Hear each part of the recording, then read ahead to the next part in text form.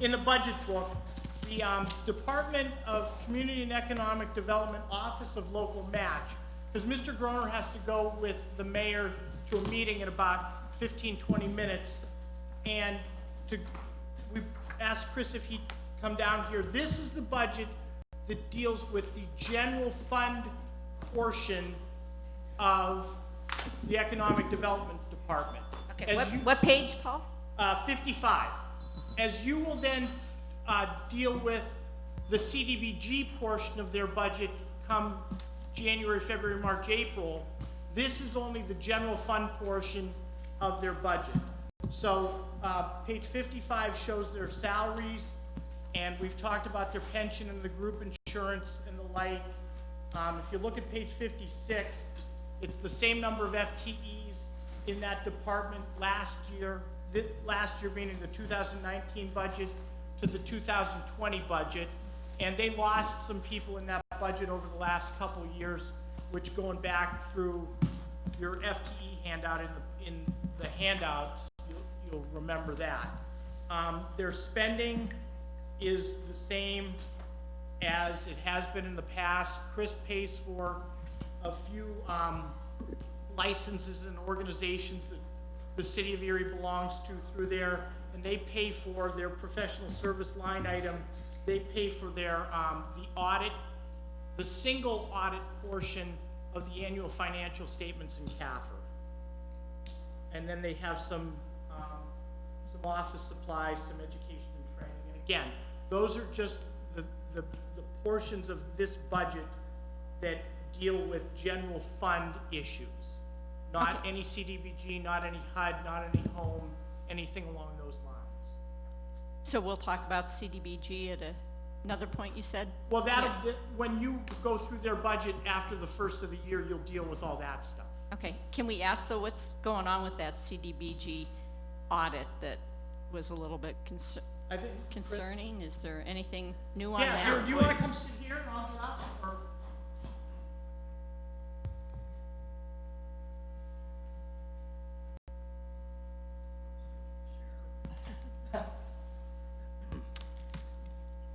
So regarding the report from the OIG, we have not gotten any final determinations that we're aware of, and I'll ask that we haven't gotten any in the last couple of weeks. We're also still waiting to hear from them on what they're going to determine, what they're going to suggest for us. They have a new CDBG director at HUD right now, and so he's trying to probably catch up as far as dealing with OIG. We haven't heard anything, so it's still. Okay. I mean, we've submitted all of our responses and justifications and our position on all the issues.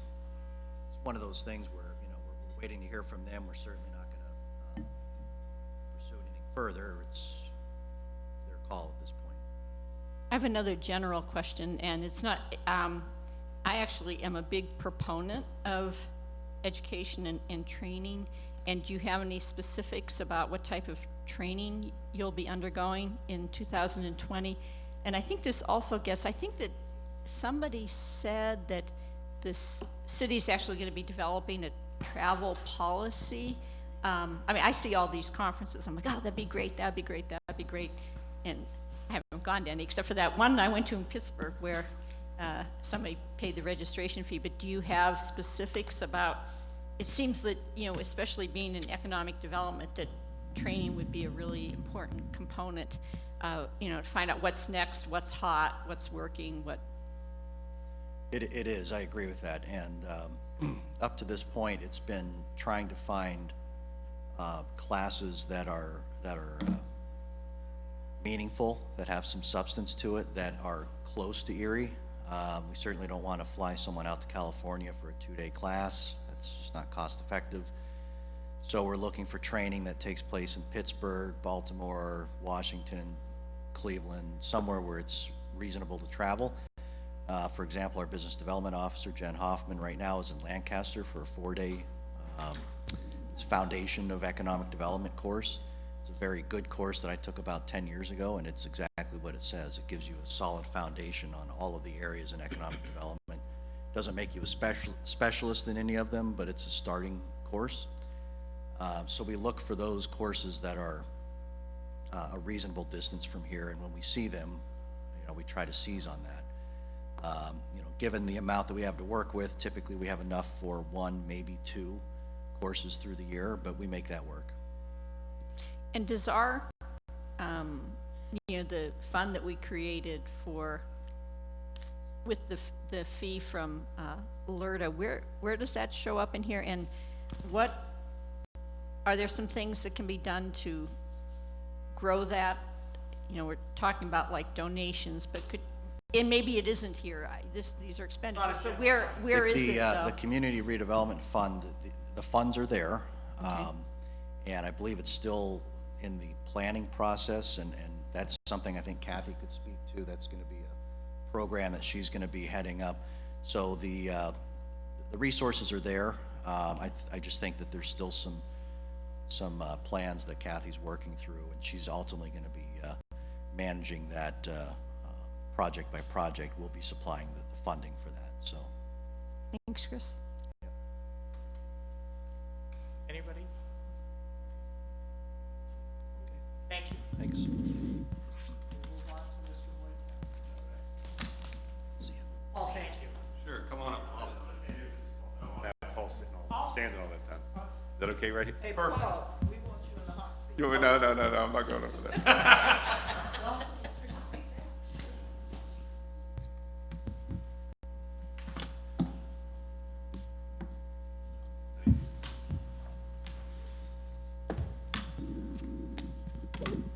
Good morning, everybody.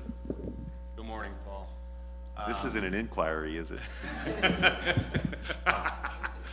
Need our solicitor up here also. Anyway, you know, President Winarski there, of council, there's been a lot of talk, and I was asked to come up to see if you guys had any questions, and ladies had any questions about the proposed lease prepayment. I know there's a couple of things kind of floating around out there between it's causing our water rates to go up and different things, and I'm here to just answer any questions that you may have, or hopefully calm any fears that you might have about going forward with this. The one thing I will say before we get into the questions is, from the Erie Waterworks perspective, it is a neutral transaction. Our rates were established before this was ever brought to us. We had talked with a number of candidates back before the last election, mayoral candidates, about possibly selling the water authority, selling the water system to the waterworks. That was our preferred option.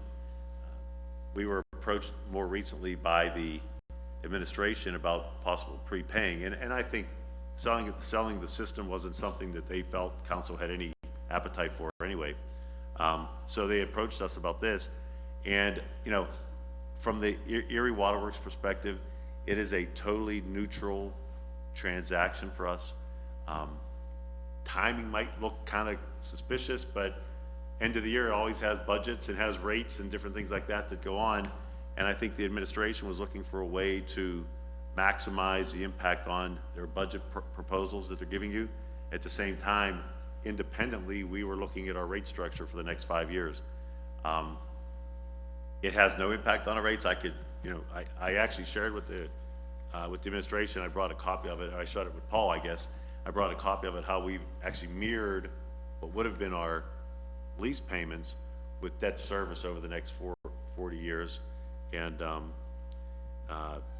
comes out to about a $400,000 less paid in debt service to the Erie Waterworks over 40 years. Averages about $10,000 a year.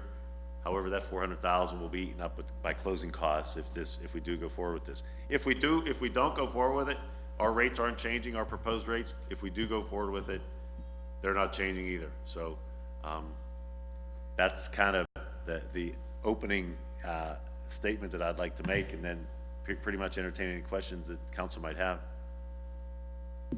First question, I guess I got, Mr. Wojtek, when you mentioned that when you talked to possibly some mayoral candidates on possibly buying the water, what, at that time, did you have any amount, or was there any net worth of what the water system was worth? Actually, Mr.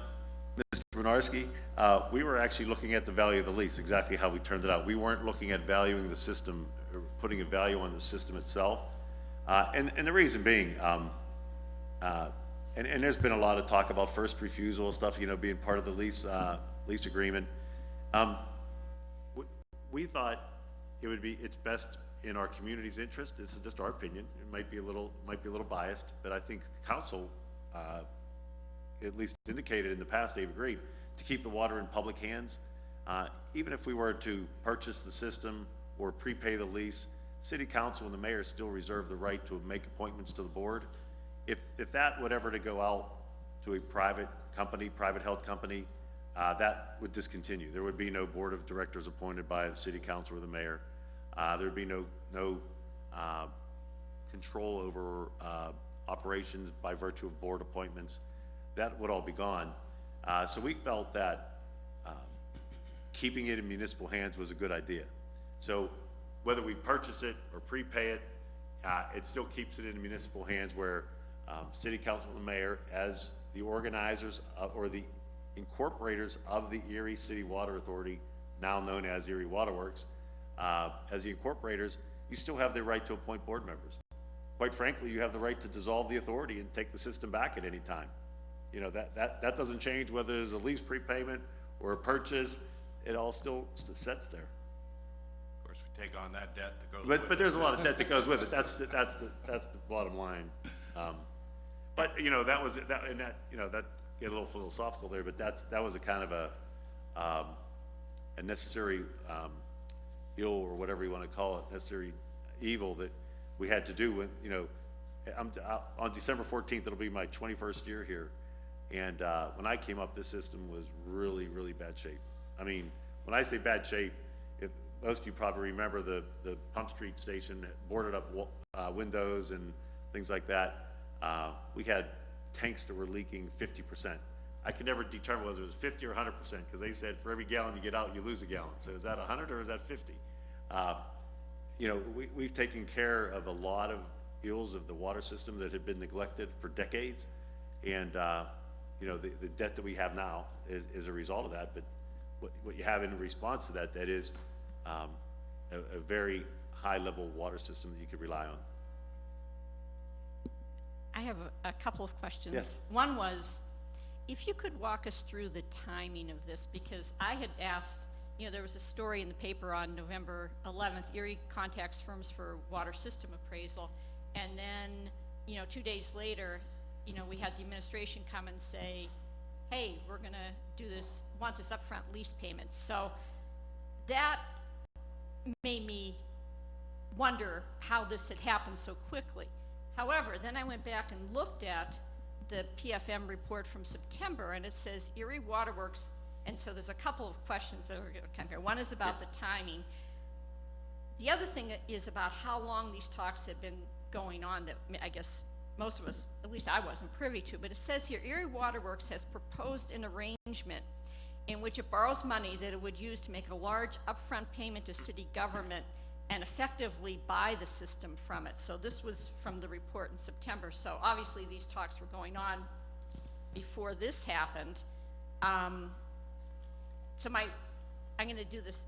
So is this effectively buying the system from the city, the upfront lease payment? Since it says here, I mean, you may disagree with the way PFM wrote it, but that's at least the early intervention report that we have that says that this would effectively be buying the system. Now, you get down here, for now we recommend the city consider asset monetization, mostly within the context of whether it is an effective tool for slaying the pension and debt parts of the three-headed dragon. So setting aside the potential, and it also recommends that you know, we'd be very specific about what we would do with any type of upfront payment or sale. But setting aside, I'm quoting from this report, setting aside the potential use of any proceeds, the city first needs to answer a more basic question. How much is the water system worth?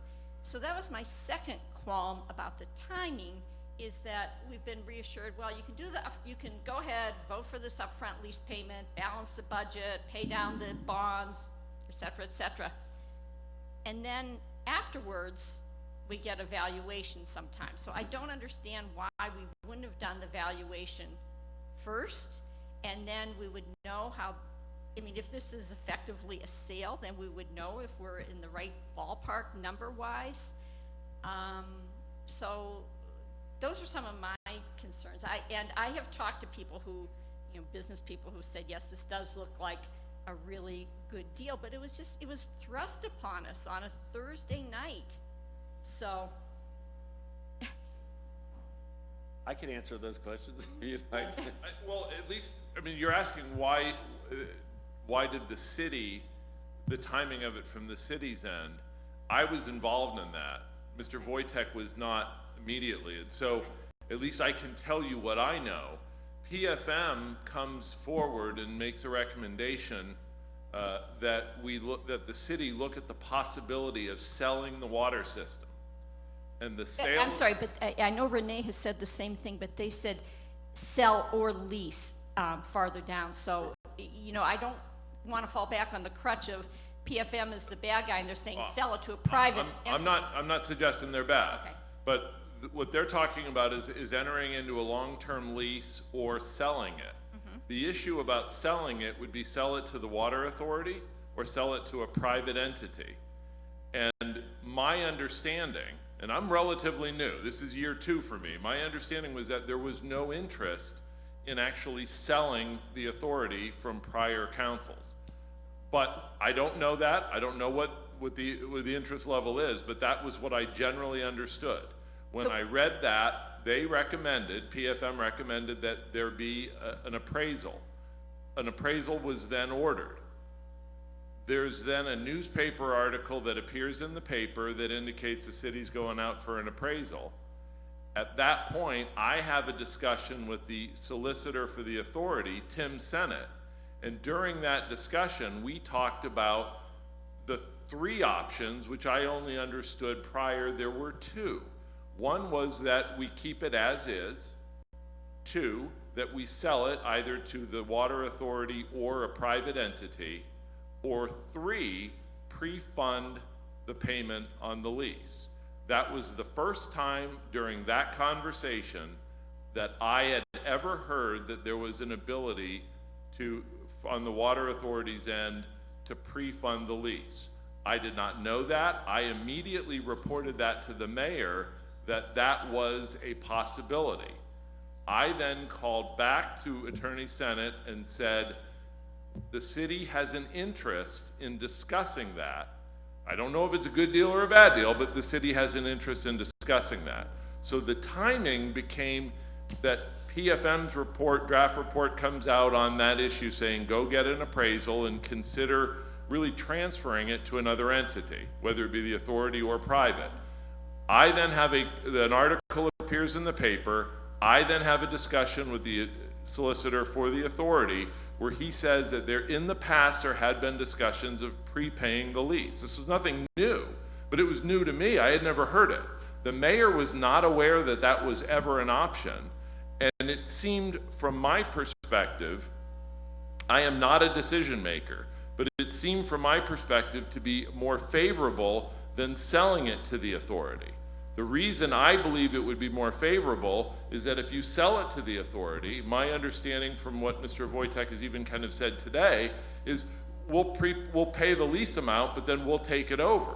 Well, you're giving up that asset. Under a prepayment of the lease, you're not giving up the asset. It's a long-term lease, but at the end of the day, the city still owns the asset. That was how it came about. It's up to you to decide whether or not it's a good deal, but the timing of it was nothing more than the result of a phone conversation I had with Tim Sennett after the newspaper article appeared where he said in the past, and they were still willing to discuss it, was prepaying the lease. Okay, I just want to make sure that people know that that PFM report, though, came out September 26th, in which it said, I'm going to repeat it, Erie Waterworks has proposed an arrangement in which it borrows money that it would use to make a large upfront payment to city government and effectively buy the system from it. we had a report September 26th. Did anybody else read this in September and say, aha, there are talks going on? The other thing is, you're reassuring us, well, right now the city has control because you appoint the board. How did this happen? I mean, I know Kathy goes to all those meetings. I assume that since this was talking about a lease or whatever, probably was done in executive session. So how did nobody know about this before this? So how did nobody know?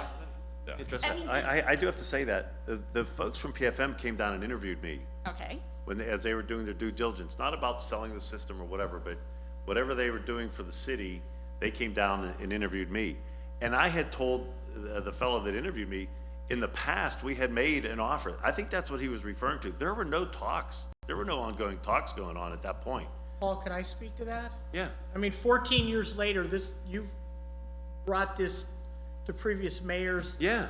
We've done Multiple, this. multiple times. Yeah. It's been talked about with the mayor, with councils, multiple times over the last 14 years I've been here. I'm gonna just say then that I would think, since we got this report, you would think that maybe somebody would have said, hey, Gordon, or somebody made a mistake here. You could have changed it to Erie Waterworks had proposed an arrangement in XX year. To say that it has proposed, I mean, we can look at the grammar. That sounds to me like it's actually had been going on recently. And then we have people coming up here and saying, well, council had no appetite for this.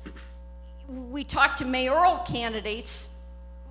What are we, I mean, should I say, what are we, chopped liver? I mean, it just, again, I'm going to say that this doesn't mean that I'm against it or I think it's good or bad, but when you have something thrust upon you on a Thursday night, I believe, at a study session, and all of a sudden it's like, okay, we wiped out the property tax increase, now we're going to do this.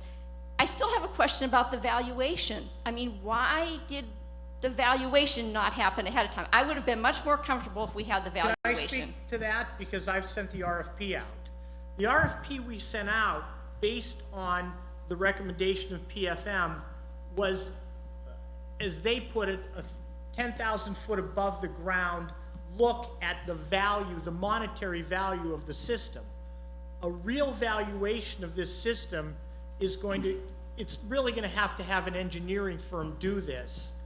And it's gonna take months of work to do this, and inspections, and it's not something that can be done in a 2 to 3 week time frame. And we needed this portion, the prepayment of the lease, which is irrespective of any sale of the authority itself or the Erie Waterworks.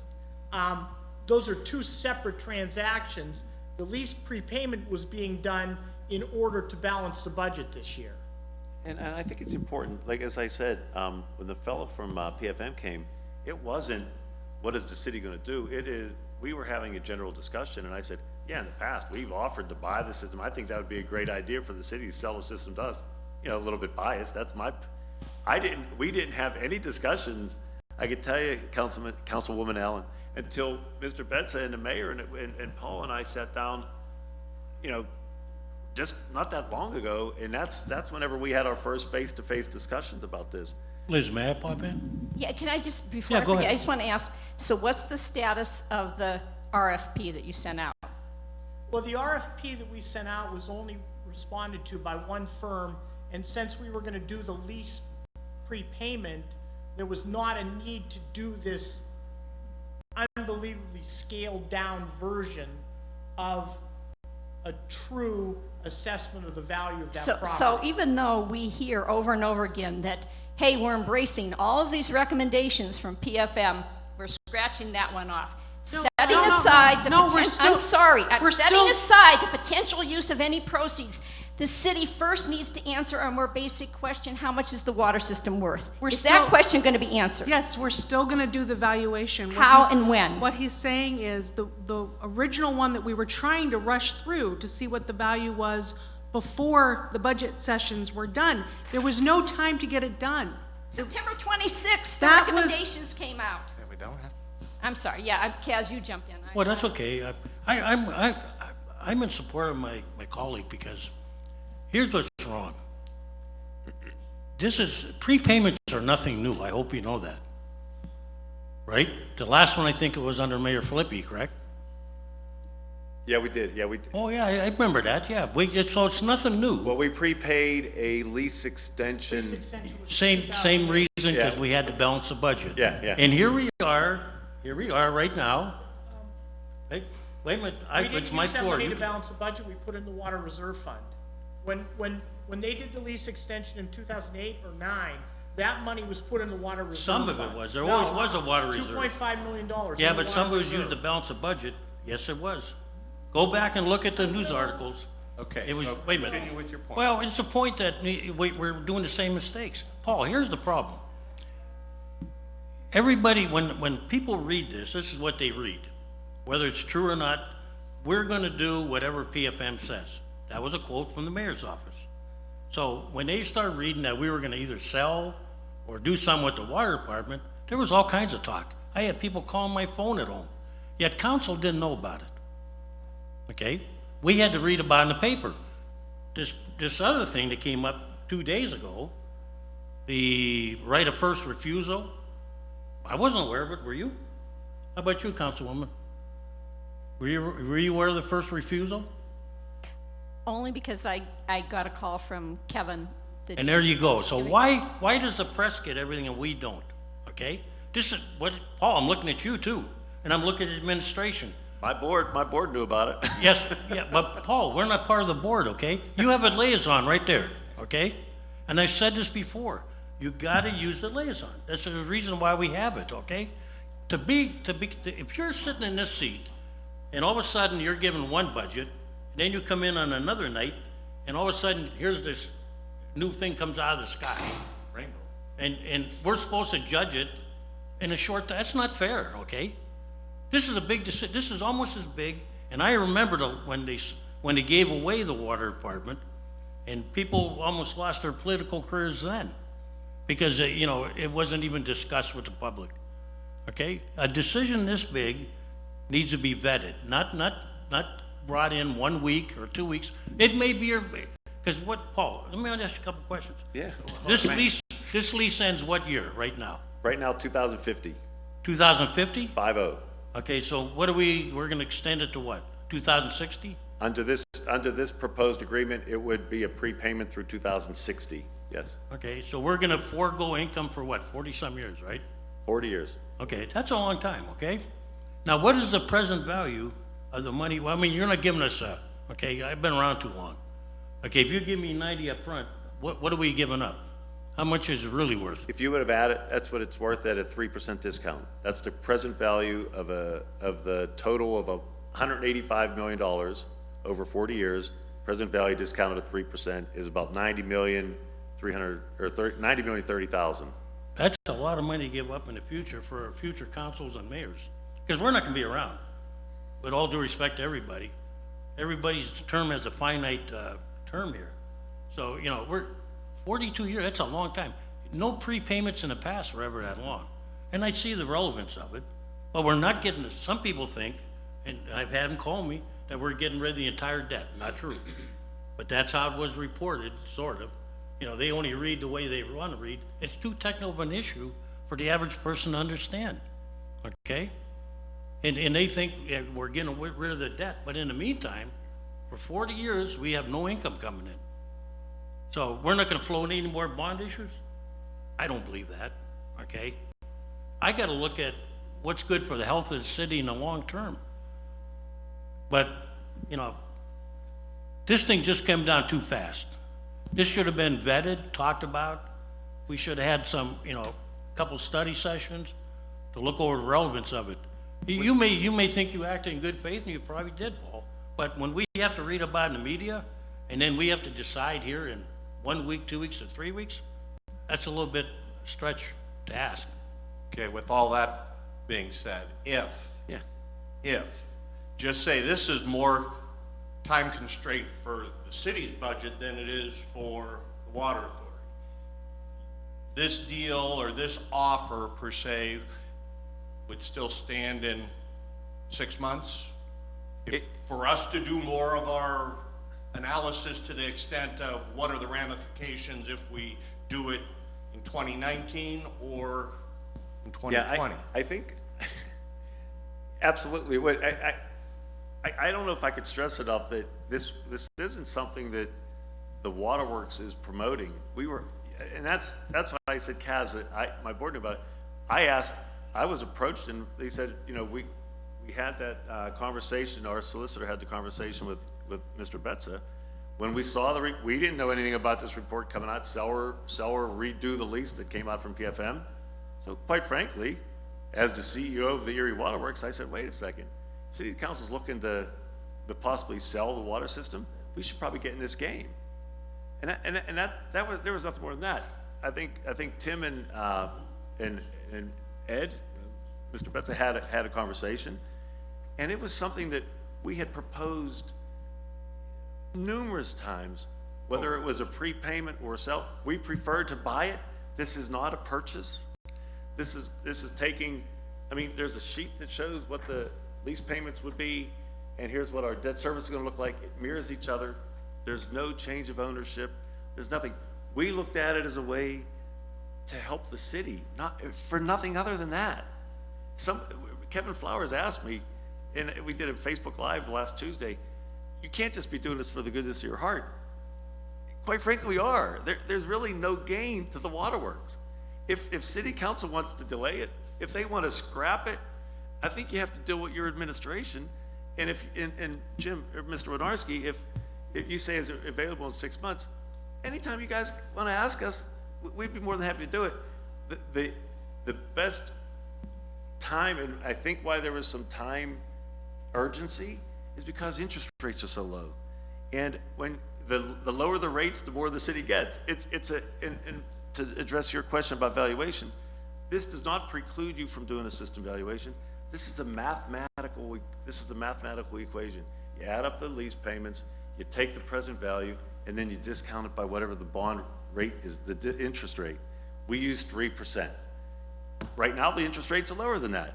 If it comes out less than 3%, there's a chance it'll be more than 90 million turned over to the city. We just want it to be a straight, even, neutral thing for us. If the interest rates go above 3%, which, you know, if it's October of next year and the rates are 3.5%, it's probably not gonna be 90 million because the discount changes. I have two questions, though. Yeah. My first question is, you say, well, your board was aware of it. Did you talk about this in open session, or was it in executive No, session? it was executive session because it's negotiations. Right. So, of course, how does that allow the public to know what was going on? So let's put it was not discussed in open session. So there was no ability for the liaison to know about this, and there was no ability for the public to know about this. And I'm going to go back to this PFM thing.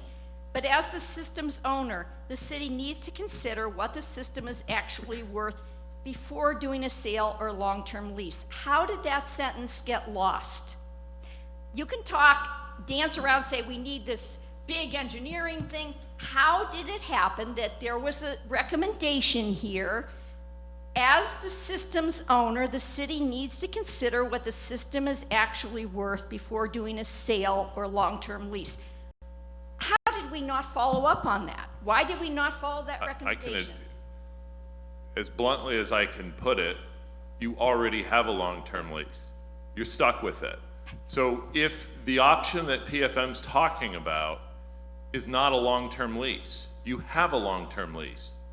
You have it until 2050. But I think they were talking about a long-term lease maybe to some other entity.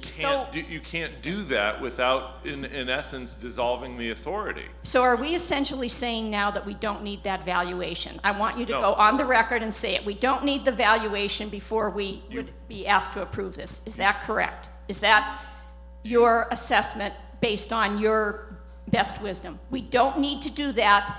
We need to pass this without doing the valuation. And then sometime we'll get the valuation.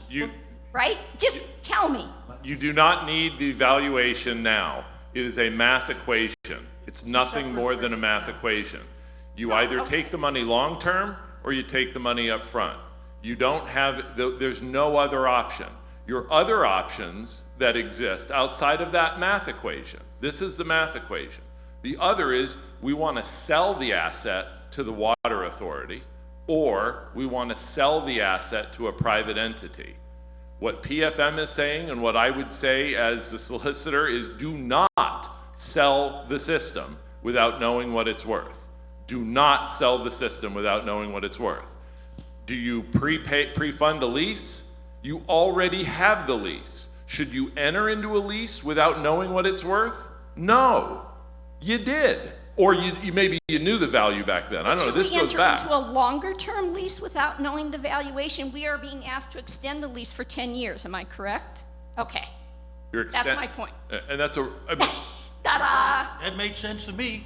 10 years, we should be, if we're extending it, we have no idea what that lease is worth for the extra 10 years. We know what we think we're gonna get, but I guess when we extended it, we used the same formula that we used to, maybe that same formula is not relevant, Paul. You know what, we, I'm not disputing that, to Kaz. quote my favorite finance director before Paul, we've always done it this way. That's what gets us into trouble. We've always done it this way. We gotta stop doing it this way, okay? Council has a right to question things because at the end of the day, this is a, I'm gonna say the wrong word legally. You can, you know, when you have multiple government, like bifurcated, okay? okay. We have an administration that takes care of the ordinances we pass. This was such an important decision for us, and I'll find out who's behind this. And I think there's a little fault on a lot of levels. But we should have been in on this a lot earlier than having it rammed down our throat on a Thursday night. And then, you know, everything is already done. We just need to be vetted. Yeah, I just look at it this way, Kaz, is that. Yeah, it's about math, Paul, but, you know, it's not fair to Yeah, us. I know, I look at it this way, when people win the lottery, they take the lump sum, they never take the annuity. There's options to you, that. Depends on your health, Paul. There's options to you that they're presented by having a lump sum. The value is, as Ed said, there's a value, a present value of the lease as it stands. To your point, we're extending it 10 years, you're using the same 200,000 every fifth year, you know, it grows by 200,000. If you're a young man in good health, you're not taking a lump sum. Pardon me? It's just the same as Social Security, Paul. I chose not to take it early, okay? If you're in good health. I would always take the lump sum no matter how old I am. But I'm just saying, this was a really big That's just me. decision. And it goes to the point, it came on us too fast. I won't argue with that if that's the problem and you have to look at it. I have absolutely no problem with that. Just tell us if you don't want to do it. If you do, tell us when. We'll look at it. Paul, I don't like giving up income for 40-some years. It may seem like a good idea, but you don't know what's gonna happen in 10, 15, 20 years. We don't know.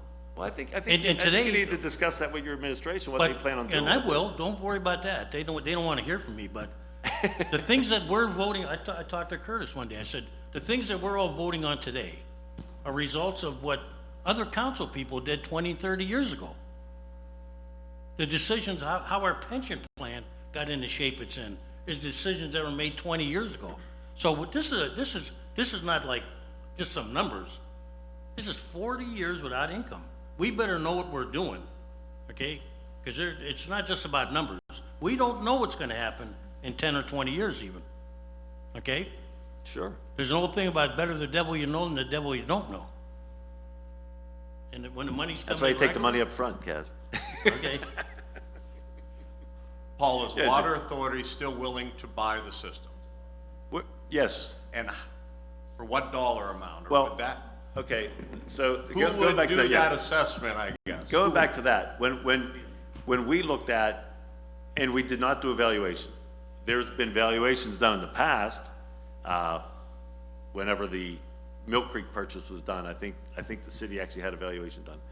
I could tell you that those valuations did not approach the amount of debt that we currently have.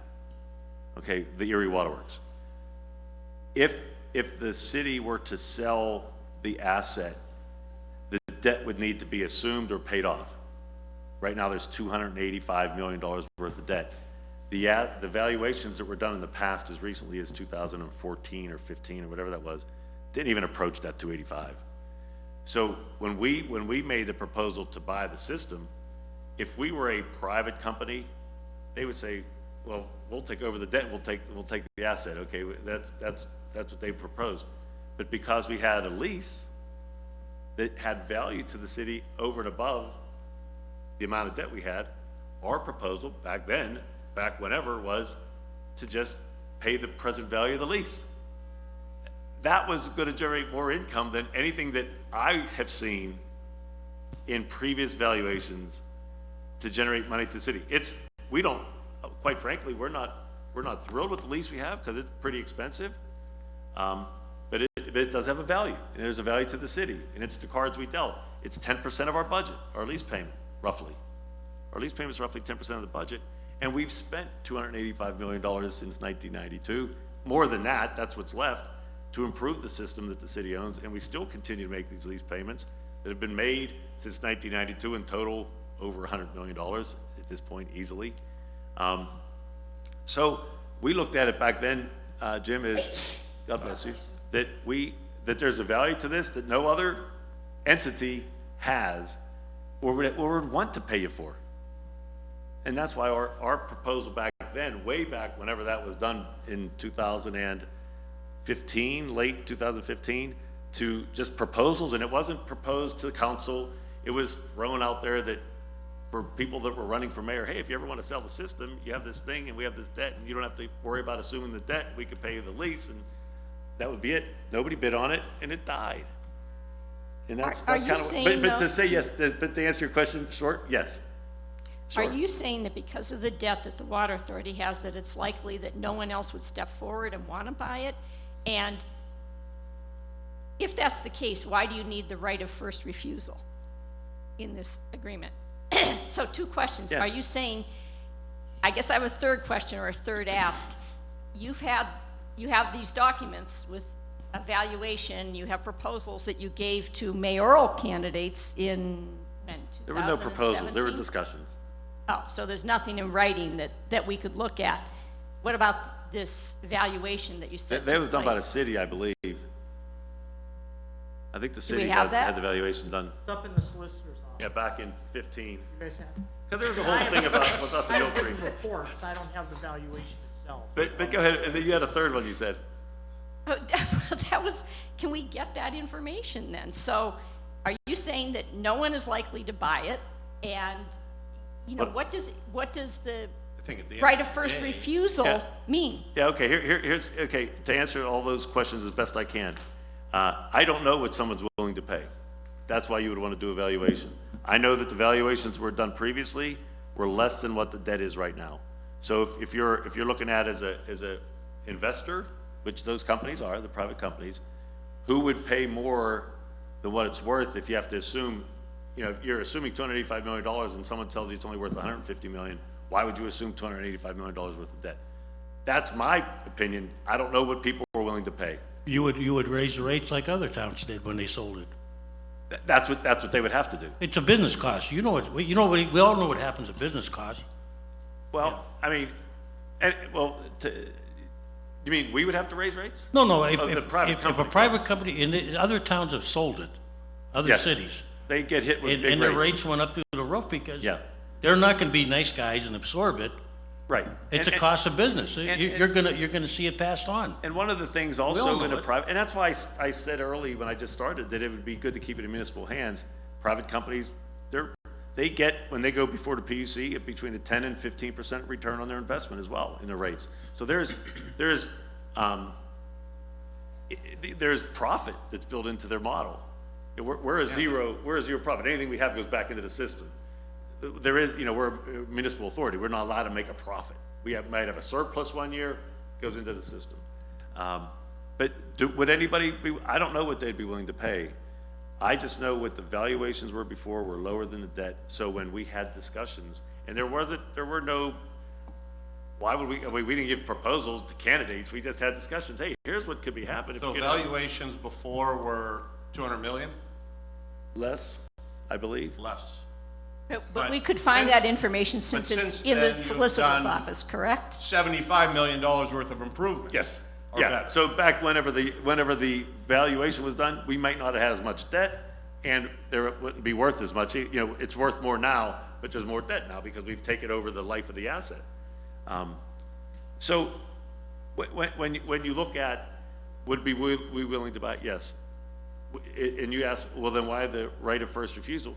Because we don't know. And that, quite frankly, we kind of threw that in there, one, to protect us, but also to protect the city, whether it's this council or some other council. Because here's why. If the right of first refusal is nothing more than council, the administration goes out and they get a value of $500 million. Erie Waterworks, you want to pay us $500 million because Aqua America wants to?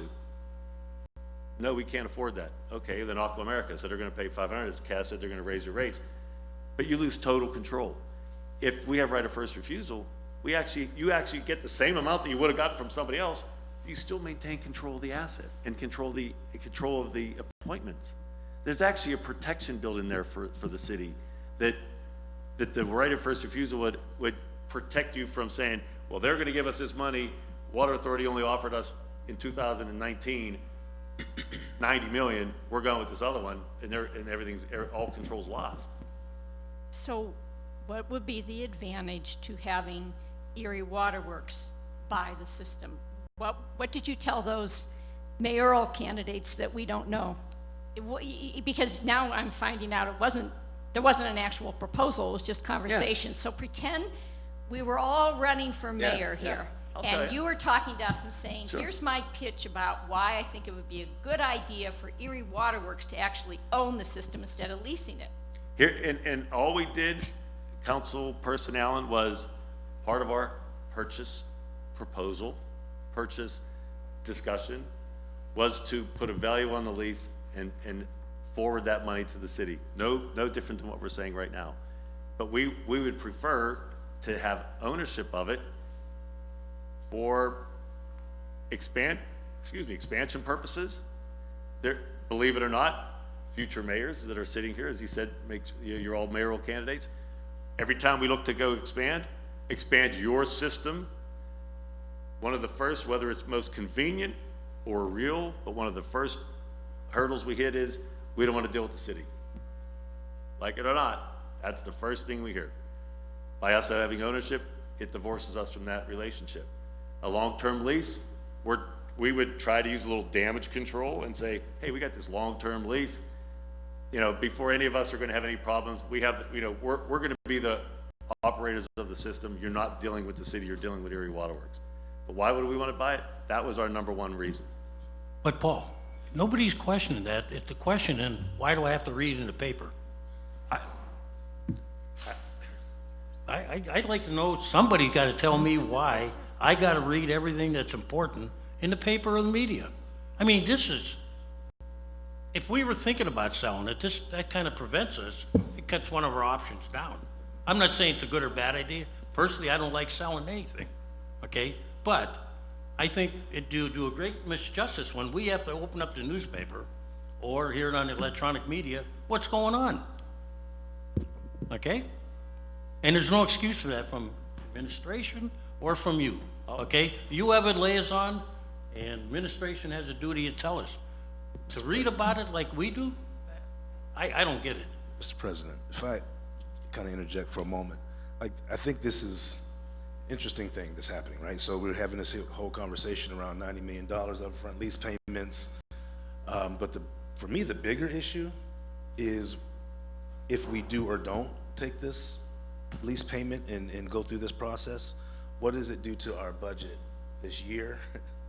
In the next, 20-some days, we got to pass it, and future budgets, like year-to-year budgets. And I get it. I'm a long-term thinker as well. I get it. So to me, it's I want to say they were exclusive, but they aren't, because if we don't do this, we've got some questions to answer in the next couple days. If we do this, we got some questions to answer next couple days and next year on how to move forward, because the $5 million is a gap filler, and we got to figure out how to make that up next year. So I think part of what you're getting, and I can say for myself, part of my angst is that this move that I've been a part of before and in conversations about before as liaison and council member for years has been shown or seen or portrayed as a panacea or a great way to fix everything right now. and it really isn't. And so when we say we gotta do this and we feel rushed, we do feel rushed, because if we either pass this and do this, or we make a tax increase that nobody really wants to do technically, you know what I mean? And so I think this is like a crazy mix of a bunch of stuff happening. You're probably getting the worst part of it, because you're offering $90 million. You're gonna get beat over the head for that. But I think part of it is that this is so important to us because it triggers some immediate things after we say yes or no as a body to this proposal. And it's this budget, it's the next several budgets, because even when we do this, like, we don't stop accruing debt. Like, we still continue to cost of livings, budgetary issues around unions, future bond, like, all of that stuff is still alive. You know what I mean? So I think this is bigger than just a budgetary fix. And I think in some ways we feel pressured because it is a potential budgetary fix. And I totally appreciate that, Curtis. And I think, Paul, when you go into your discussions, you're gonna discuss how this is gonna impact it, right? Not just the $5 million taken out, but, and correct me if I'm wrong, Paul, speak up if I'm misstating this, but there's some savings that you guys are gonna realize by retiring that debt.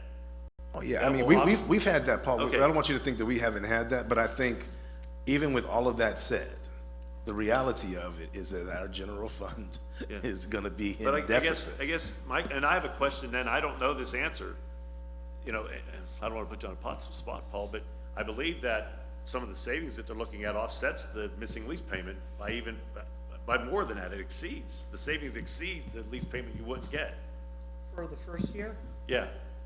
Well, But we don't know How the many future, years? Paul. Again, Depends on how we, it's all structured out. like we said, because again, and I don't wanna be kinda Yeah. curt, I will be curt for a minute, not Curtis, be curt. Curtis, yes. Whatever. We do understand that upfront is one thing, but we still have elongated bills to pay. We have a process beyond this year. So whatever, we have to be clear that as smooth as it makes this year, it does not rectify the second, third, and fourth year. We're gonna have to have tax increases that we may skirt by this year if we do this. Like, this is like, there's not a very clear presentation, in my opinion, of all the rollout from this. This is like, do this, it's gonna do all these things. But there's some undercurrent stuff that it's not gonna do, which we just spoke to. which there again doesn't have as much to do with Mr. Voitek That's my as point, our right. own house, Right, exactly. right? Yeah, well, Curtis, can I respond to that? You're absolutely correct, that there is rollout, whether we do this or we don't do this. At this point in time, we're just trying to get through this book so that we can deliberate these scenarios. This is so hot, it's hard to not I deliberate in understand the that, process. but But this decision You're right. goes 40 years into the let's get future. this over and done with so we can talk about this. But Paul, this is not about this year, this is about 40 years. No, and that's what Curtis just said, and I agree Yeah. with him. I mean, we're talking about 40. I absolutely agree with Curtis on that. There's kids that born point. tomorrow that will never see a dime of money till they're as old as Curtis As is. long as we handle this properly. Yeah. Well, yeah, you're Young about kid. 40 now. So anyway, do we have any other questions for Mr. Voitek? No, I'm okay. I do, Oh, I go do, ahead. I'm Yes, sorry. yes, It- yes. It goes back to the timing, okay? So we get the budget November 6th, and then a week later, we get a new, how did this Well, I come think out the November timing- 6th? The timing to this goes back to the fact that there was such negative feedback on the tax increase that was proposed in the book versus what we I'll be honest did. with you, I was one of those negatives, Yes. considering we had So there a was sewer huge- increase and there was huge garbage negative, increase. negative feedback on the book. So, Paul, I've been here 14 years, and in 14 years, I've heard Paul talk about this lease prepayment half a dozen dozen times, Yeah, easily. half a dozen times. So this is not new, and members of council, current and previous, have all heard about, I mean, it's nothing new. So the negative feedback about the budget put in motion, maybe this is the time to do this. Well, where was, I mean, okay, so Jim Winarski heard negative feedback I didn't, but who else heard negative feedback? About, okay, what about, what kind of feedback did you get about the water long-term lease, though? What kind of feedback did my council Talking about members the get tax about the increase. water Yes. thing? No, the not tax about increase. the tax increase was the negative feedback on the tax. But I'm following up and saying, what kind of feedback did you get about the water system longer-term lease? I think it was more so people worried about whether the rates are gonna go up during all this, you know, because they seem to think that the rates were gonna go up if we did that. So that's the kind of feedback I was getting as far as the rates. And I've heard that too. That's why I came in with my opening comments. I addressed that. The newspaper article made it appear that the city was considering selling the water system. That's what triggered a phone call from Tim Sennett to me after the budget was prepared. Okay, so which During that- article is that, Ed? Which one made it seem? Whatever one makes reference to a raise, it's right around in November. Because the budget comes out, after the budget comes out, I have a discussion with Tim Sennett, and Tim raised concerns with me about the city's desire or interest in selling the system. I told him that I did not believe that there was a desire on the part of city council or the administration to sell the system, that it had not been brought to me by anyone, and that I did not think that that was gonna happen. But Tim then, during that discussion, talked about the other option that had been floated in the past, which was pre-funding the lease. I said I had never heard that in the 2 years that I've been here. He said that it was his understanding that that was a proposal in the past and that it would still be a proposal in the future. I immediately called the mayor. The mayor did not receive it very well because he had just done the budget. And now I'm saying, hey, there's this other option out there. I said, do you want me to set up a meeting to pursue it? He said, yes. I then contacted Attorney Sennett and said, we would like to at least have a sit down to discuss it. We then immediately met, so there was no delay. It all just happened from nothing more than a phone call from Attorney Sennett, where he, and I believe it was from the paper, he was under the understanding the city was gonna sell the system. That's not what that story said. And I also, now I'm looking in here again, I'm sorry, timing is of the essence here. And I wish I had the time myself to go back and document all of this with right-to-know requests and requests for text messages and emails. Because right here it says, Schember wants an appraisal to, this is November 11th. Schember wants an appraisal to examine the water systems, facilities, and other assets, operating costs and revenues, long-term debt, and other factors. And he has said, now you can either say that the mayor was misquoted or whether this is accurate. He has said the work could be completed as soon as mid-December. Mid-December. Yes. November 11th. November 14th, we changed the budget. I'm sorry, I don't like that timing. It's not a question, that's a statement.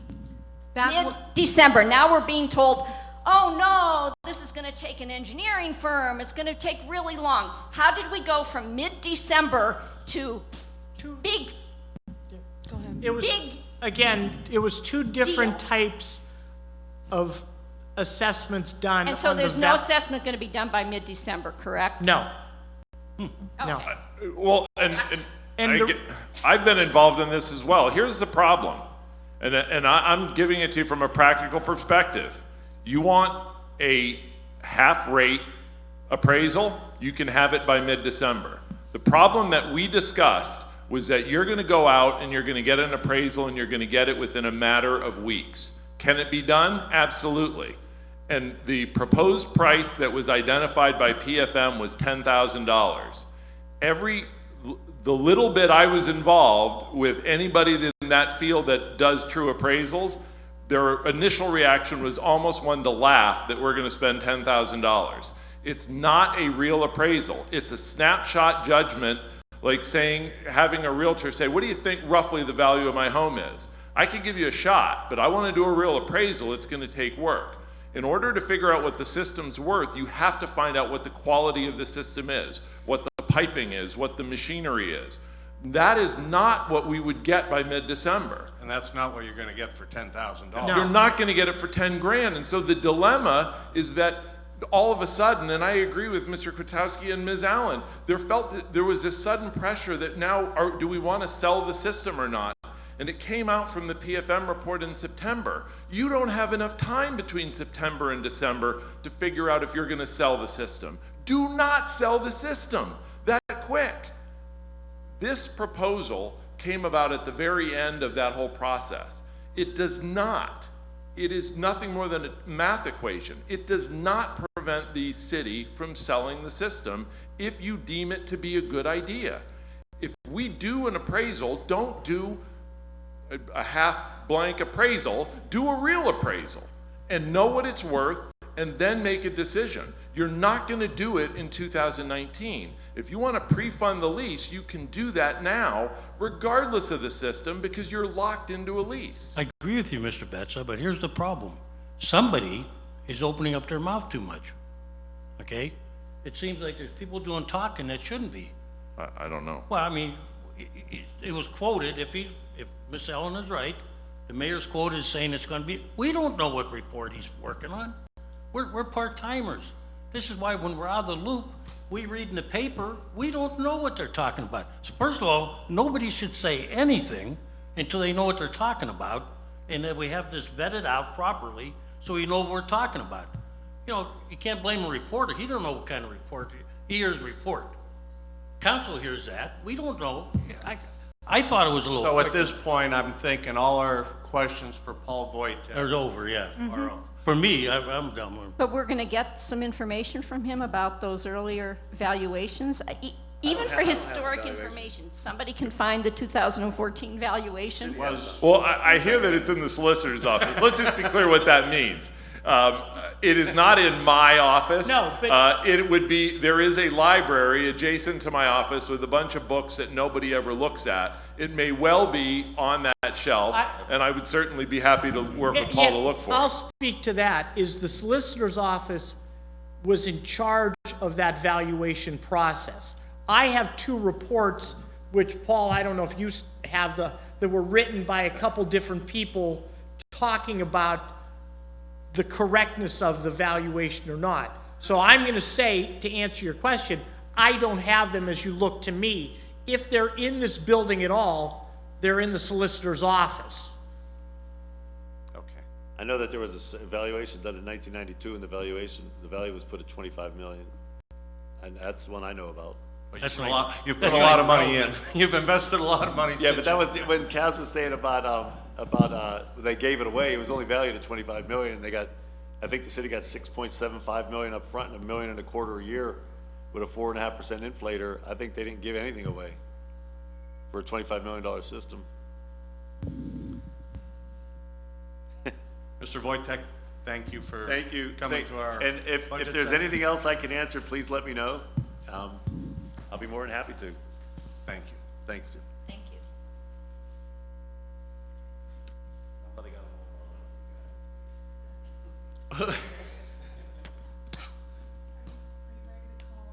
Sure.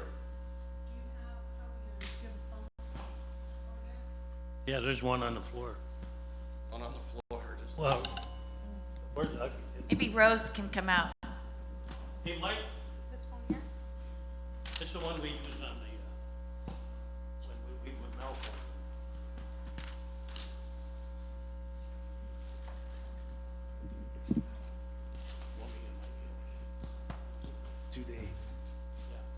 Well, I put it right here. We'll take this, this mic picks it up.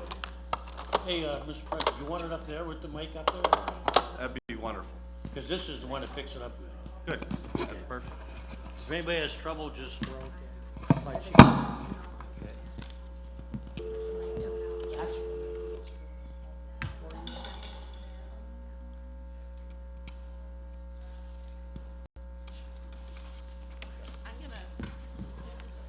I'm gonna make copies of this. I don't know if anybody brought their PFM thing. Then I'm what do gonna you make want? a copy. Curtis, you don't do the deal, there's a tax increase. Hello? Hey, Gordon. All right, we're here with City Council. I have you on speakerphone. We just wrapped up with Paul Wojtek, and City Council has some questions for you. Thank you. Hello there, Mr. Mann. Welcome. Thank you.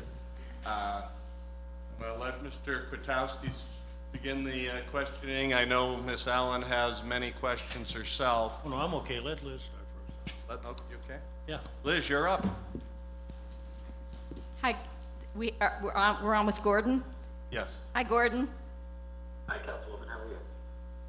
We could be losing our baseball team, so the next time you come to Erie, if you're coming in 2021, there might not be a team. But anyhow, that aside, I really have a lot of questions about PFM's recommendations versus what we've been given.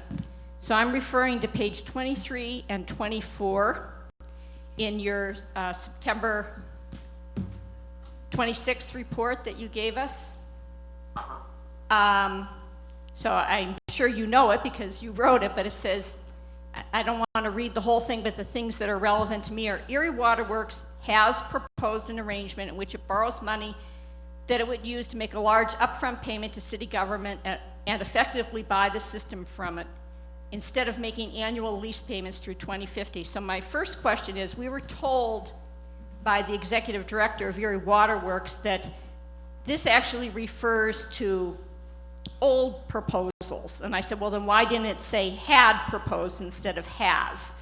So I'm just telling you, that, trying to give you the context for which we have a lot of questions. We were not aware that these discussions were currently going on.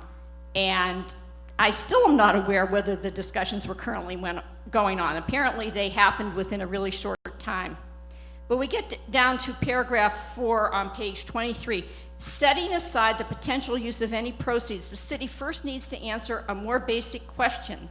How much is the water system worth? Now, we've been told two different things. There was a story in the paper on November 11th in which the mayor said that the valuation could be done by mid-December.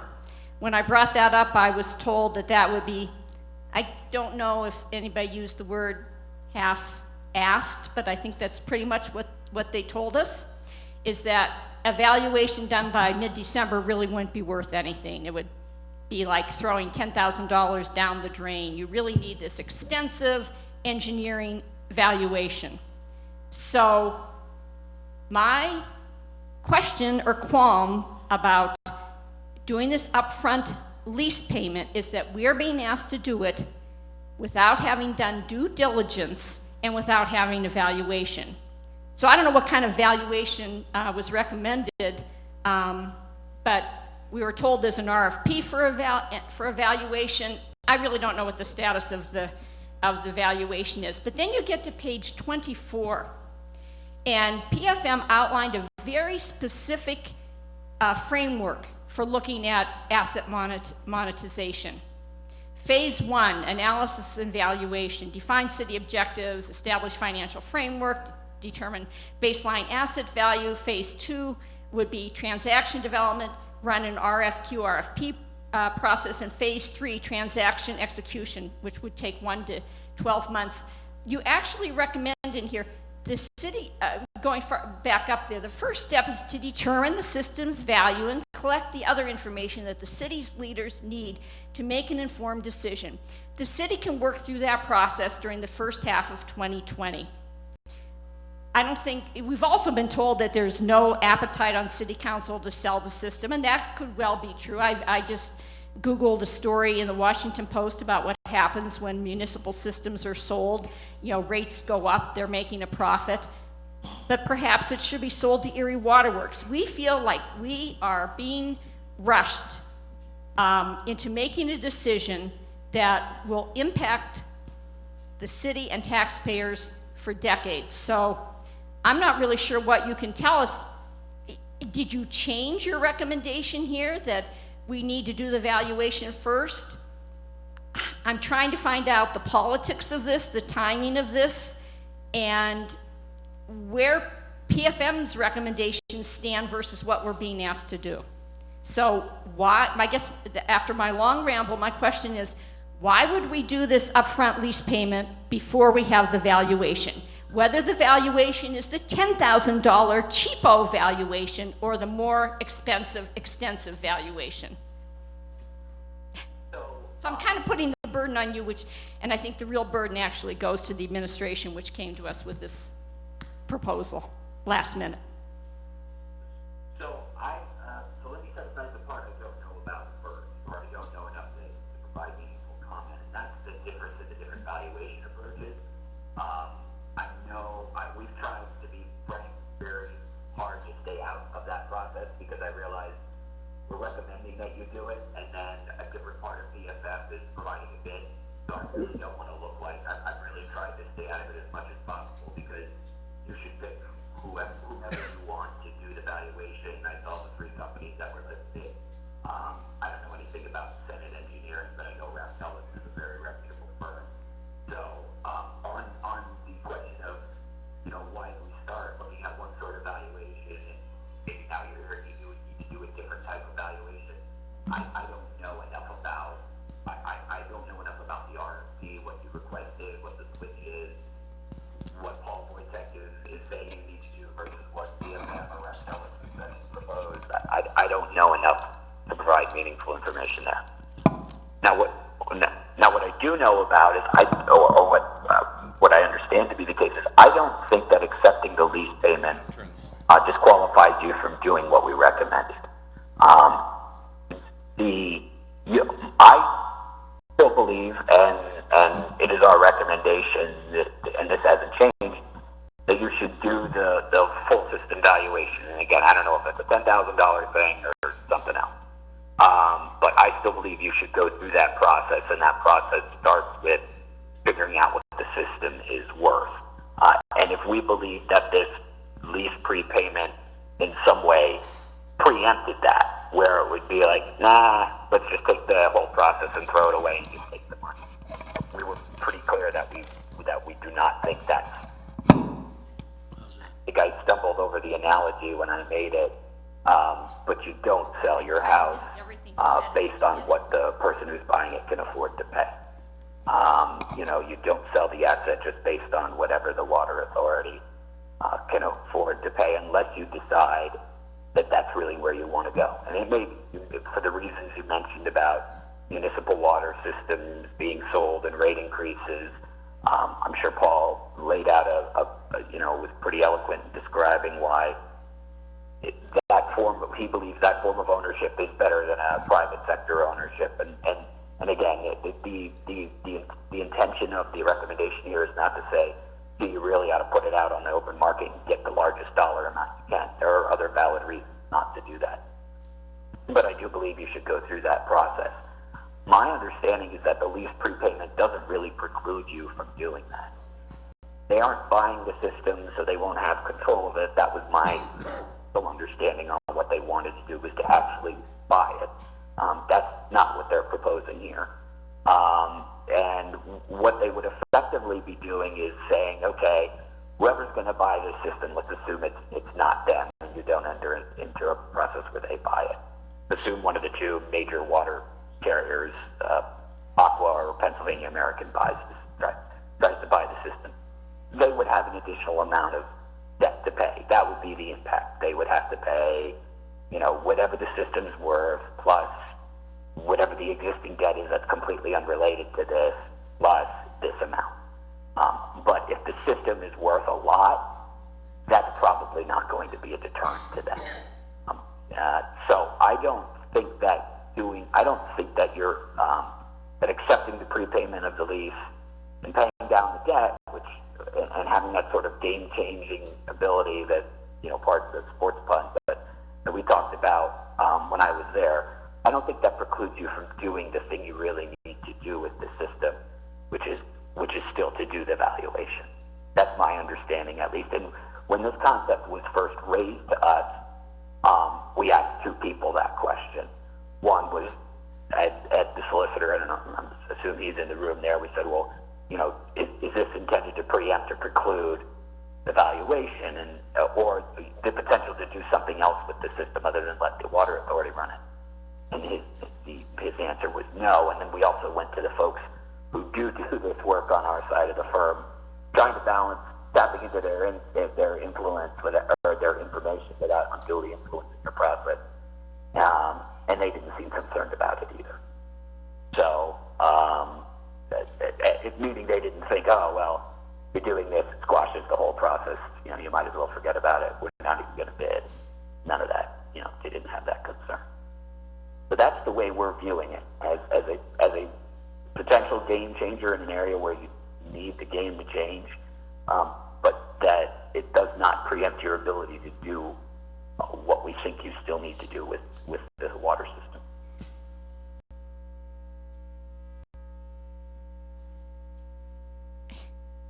So why, we got this report in September, which recommended the valuation.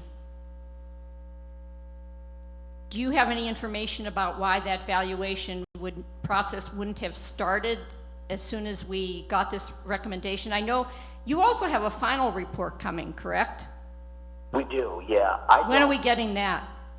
Yeah, so the information we presented in September was based on my understanding of what Paul Wojtek and the authority wanted to do, which was buy the system. That was my understanding of what he proposed, and you know, we heard shortly after we made the presentation from Paul, or from, I think it was through Ed, from Paul through Ed, that you know, maybe we don't buy it, maybe we lease it. So we presented it as we had understood the proposal. Whether we, I guess it's possible we misunderstood it, or it's possible that they changed it, that they said, all right, what if we don't buy it? What if we lease it? That would have happened after our presentation. I think the administration moved pretty quickly to start the valuation RFP process. Again, we've really tried to keep our distance from that. I didn't even look at it. That's how much of a distance I'm trying to keep from it. I didn't even open the file when I knew it was sent. I just deleted it. And so whatever's happened there in terms of how fast are you moving, what type of evaluation, I don't have any insight there, and I don't think anyone else in our firm does either. I mean, I think we submitted I think the guys on the other side of the shop submitted a proposal, and we're just waiting to hear. It's still hard to hear, but what did you say about when the final report is due, or did you mention that? It's very garbled, so I really am not going to walk away with a clear understanding of what he has said. I'm sorry. No, I understand. It's garbled on. It's kind of garbled on your end too. On the process, what I said was we had our report in September was based on the Water Authority's proposal as we understood it, which was to buy the system. I don't know if we had it wrong or if the authority just changed and said, well, what if we don't buy it? What if we lease it? But what you have there was based on our understanding of what the proposal was. And in regard to the valuation effort, I don't really have much insight there. I know that the administration issued the RFP, I don't know, a month or so ago, maybe more, maybe less. But we've tried to stay out of that process. We have stayed out of that process. So I don't have any insight on the timing for why it hasn't moved forward. Okay. Kathy Rosdick, aren't we getting a final report from PFM though? This was a preliminary report. Isn't there a final? And do you know when that will be? That's correct. We have, what is it, Gordon, 2 more chapters that need to be finalized. We just got one today and I think one last week. So it's trickling in. We hope to have it by the end of certainly before the end of the year. A full final draft is what I would call it, because we review it and provide comments back to Gordon as we get the chapters, as we get the chapters in from them. So Okay. we should have a full Thanks, final Kathy. by the end of the year. And I still want to remake my point that what it looks like to me is that this report came out in September. Erie Waterworks had been talking about possibly buying the system. a story comes out in the newspaper on November 11th talking about the valuation. 2 days later, we have a new budget proposal which says we're going to prepay the lease for an additional 10 years. My hunch is that Erie Waterworks said, whoa, we don't want to be sold to a private company, or we don't want the assets to be sold. No matter how much people have tried to explain this, the people involved in this, the fact is that Erie City Council was not apprised of this. The fact is that Erie Waterworks talked about this proposal in executive session, so our liaison to the Water Authority was not aware of it.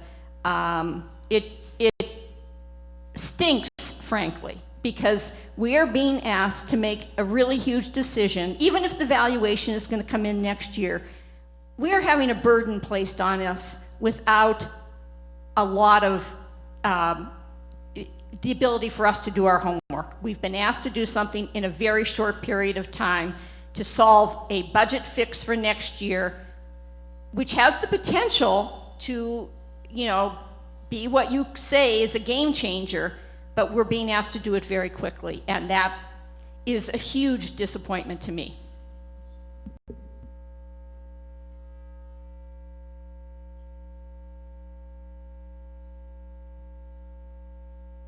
Anything else from council? Mr. Mann, do you have any other thoughts before we let you go? I do have. Oh, I mean, I think in response to Councilwoman Allen's, what she just said there, I understand it.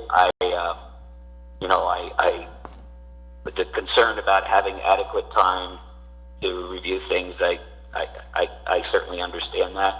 I think from our perspective, the big picture, long term, what do you do with the system question, it's still an open one and still one that you should have time to work through, however deliberately or quickly you decide to do that, right? So I don't know how soon you want to act on the valuation proposals, or if you want to issue another version, or what you want to do there. There is more of a time sensitivity, mostly because of your budget cycle on the other part of it. But I don't. Again, our emphasis when this was first presented and discussed with us was, I don't think this should not preclude the system or the process that we described in the report in September. If it did, then we would have a different take on it. Gordon, this is Renee. I know you were a little bit garbled in the beginning. Kathy's now holding the microphone right up to the phone so we can hear you better. But could you just comment a little bit on the impact that you think the prepayment of the lease will have, in regard to the three-headed dragon that you identified in the report, and how this will help with the debt? Sure. Right. So, when we had talked in September, we had talked about the challenge of the pension and the debt, and laid out a number of options for dealing with the pension, a lot of which are in your budget now, and that's great. I mean, we had talked about the importance of taking that step, about the fact that even though you had the flexibility not to address it in the 2020 budget, you could have kicked it out for one more year. You're not doing that. I think that's very positive and very important. And then in our report, we talked about the fact that these changes, even the restructuring of debt that we talked about, where instead of it doing it, once every 2 years or once every 3 years or once every year, doing a longer restructuring, even that is probably would be a more incremental change. It's not that people aren't going to let you pay less for debt because you're restructuring it, but if you pay it off early, you can avoid the interest payments, which is the essence of this. It's paying off your debt ahead of time to avoid the interest. And the numbers as they've been presented to us with the way the debt would drop, offsets more, is worth more than the lease payment is over the term of your debt. And so I don't, you still may be able to do some sort of restructuring with it, but paying off the debt, effectively you've gone after two heads of the dragon instead of just one. And I think there's, I know that's an accelerated schedule, I think there's value and importance in doing that. I don't know what you would get from kind of letting the debt sit there another year, and then, you know, what about next year? The only thing you're going to get is additional interest payments, right? Because you're going to, pushing it back means you're going to make one more round or whatever it is, 2 more rounds of interest payments on debt that could have been paid off. So I think we don't, we're in favor of the concept of paying off debt. We don't think that the lease prepayment option as it's been presented to us precludes you from doing the really important long-term evaluation of the system. And yeah, you know, I don't know if that covers what you were asking, but if not, I can try again. I can guarantee, I shouldn't say I can guarantee, I suspect that if we approve this as presented, there won't be that long-term valuation. This is political, it's not just monetary. One of my disappointments is, you know, I voted for, you know, to hire PFM because I saw the good work that you did at the school district, where you came in and you came in with those Excel spreadsheets, and Vivian mentioned it. You know, the ability to come in and manipulate Excel and show us, if you did this, this is what would happen. If you did this, this is what would happen. So now we're hearing that, you know, you're gonna, you know, if we don't do this, we're gonna, you know, be paying more debt again.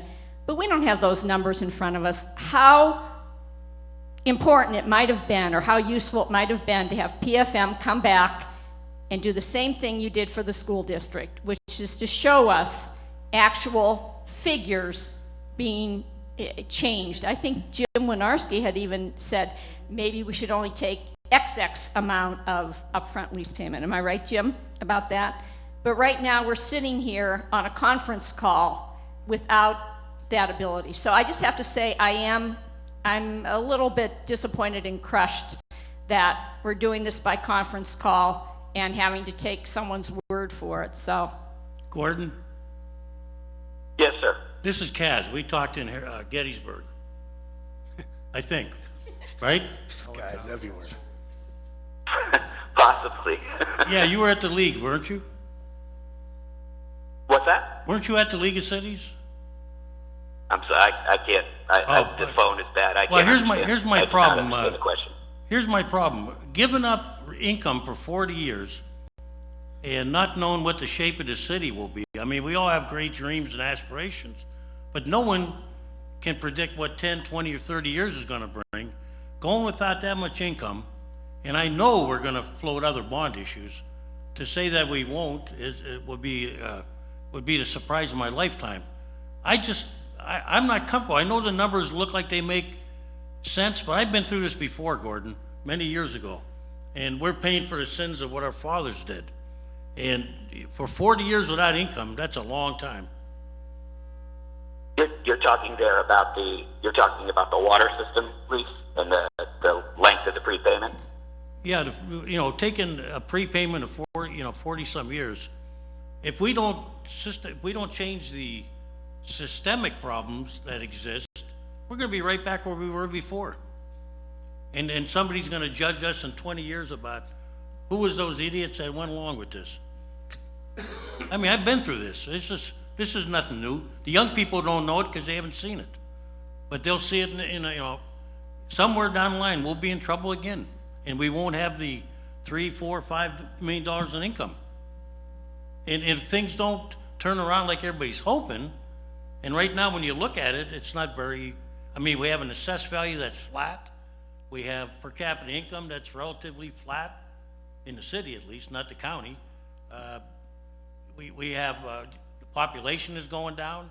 We all hope it's gonna change, but council's sitting here today having to make a decision. We don't know the future, and this is a really important decision. It should have been vetted a little bit longer than 1 month or less. Well, again, I don't know that I have much to offer in terms of explaining the amount of time that you have or haven't had to review that. That's you know, not really something we influence. But on the two things. One, unless the numbers numbers haven't been presented to you for some reason. The numbers on what the prepayment does in terms of debt, those are there, those exist. I don't know why you wouldn't have those. So the concept that, gee, we were hoping to see numbers and we didn't see numbers, I mean, the numbers are there. I don't know. City finance, I believe, has a spreadsheet that shows, I don't, unless they haven't updated it for some reason, they have a spreadsheet that shows what the debt was and when it gets, where it gets paid and where it would get paid off. The question about what's the guarantee, the spreadsheet isn't a guarantee anyway. The guarantee is is how you structure the receipt of the funds. So you put it, in an escrow or a trust fund, but the spreadsheet guarantees nothing, but it does show you that, and I don't know why you wouldn't have access to that.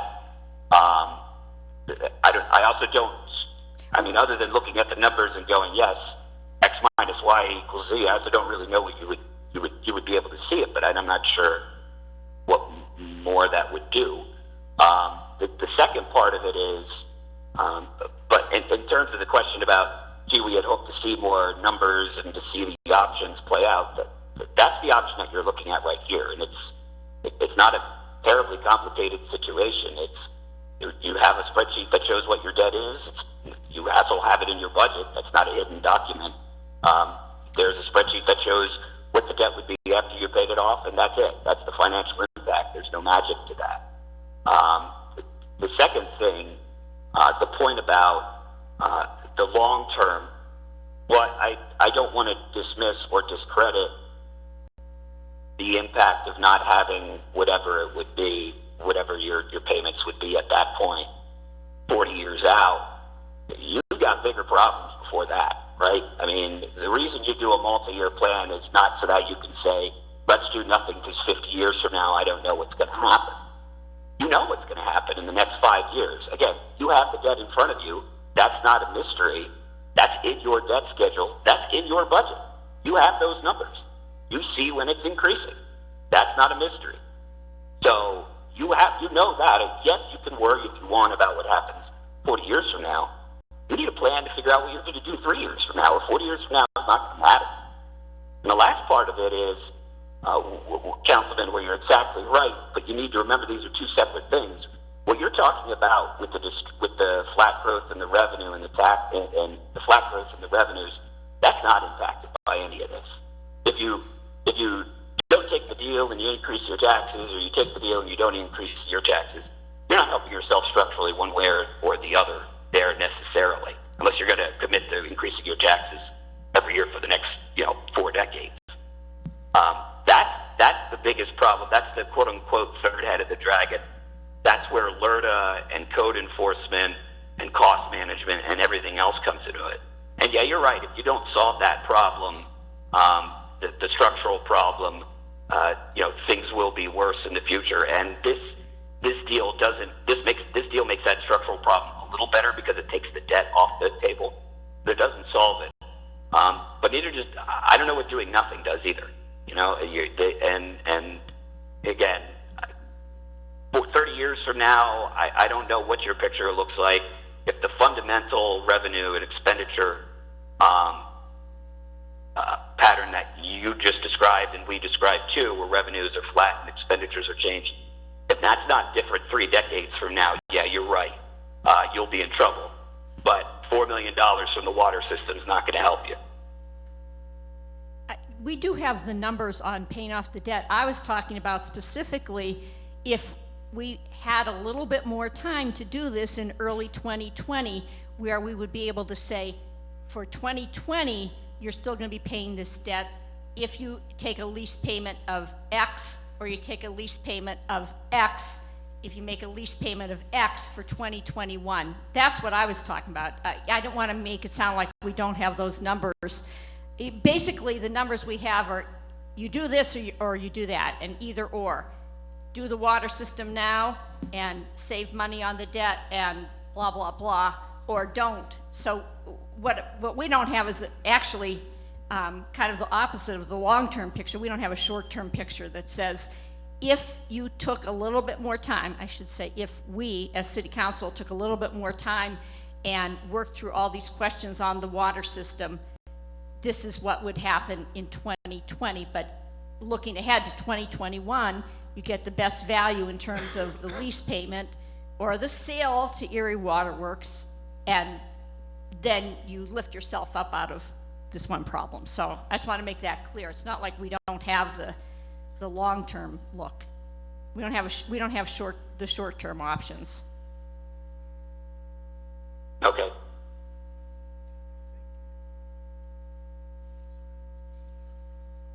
Anything else, council? Ben? Paul? Well, I would like to respond to that. As we're trying to get through the book, I think we felt it best to wait till the end of the 6 sessions we're having to get through the book itself before we started playing what if. Okay. Well, Mr. Mann, I believe we're good on our end. Thank you for taking the time out today. And, Sure. If you have any other questions, if folks want to email or call privately, individually, as we have been throughout the process, we're available to respond to those. very good. Thank you, sir. All right.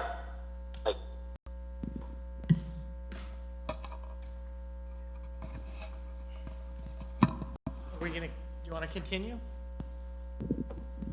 What do you have? I have What you got left? row offices and administration and general government. 8 or 10 departments. I mean, everybody's had a chance to look at their budget book. I'll go through quickly the city council budget. Rose prepared that, I'm sure, in conjunction with somebody from your department. That's on page 14. Page 15, the city clerk, same thing. The office staff, along with whoever from your group helps prepare that, gave us the numbers to use. No FTE changes and only salary increases per contracts. Page 16. I do want to go back, though, the same question I asked when Chris Groner was here. We plug in $5,700 under Office of City Council for education and training. We never spend that much. We've had 2508, 2381, 1060 year to date, 5,700 again. I think that might be a good number, but I think that going forward, we should have plans for education and training. We should actually spell out, I mean, Kaz, you mentioned going to the Pennsylvania Municipal League. We ought to know what kind of training we're looking at and what our travel expenses are going to be. Because otherwise we're just like, it's kind of like a wish list, like, oh, 5,700, but we haven't spent that much. 5,700 might be a really good number, but shouldn't we know as city council what kind of how we'd like to spend that or use it? Part of it, not to make it overly historic, but I think the composition of councils are so different with lifestyles and part-time and full-time people, and it's hard to, unless there was some super intentionality around, like knowing all year what we as a group want to go to or what we as a group want to attend, and then you balance that out with the things where, like, that you went to, not that the city paid for that, but that conference, that we didn't know about that. Right. Yeah, so I know we've had this conversation before, like, let's lessen that, or being more intentional about spending it for the growth and the education and training of us. But it goes down to the individual work schedules and all those nuances. You know what I mean? I think the most attended thing that since I've been around has been the League of Cities conference. And so, I mean, I agree with your point. I'm just saying that, and then again, and it's in flux, right? So campaign years and people, and you get all those things are nuances. And then it depends on, like next year it'll be in the west. So we'll get a lot of people that'll drive down for 1 day, 2 day.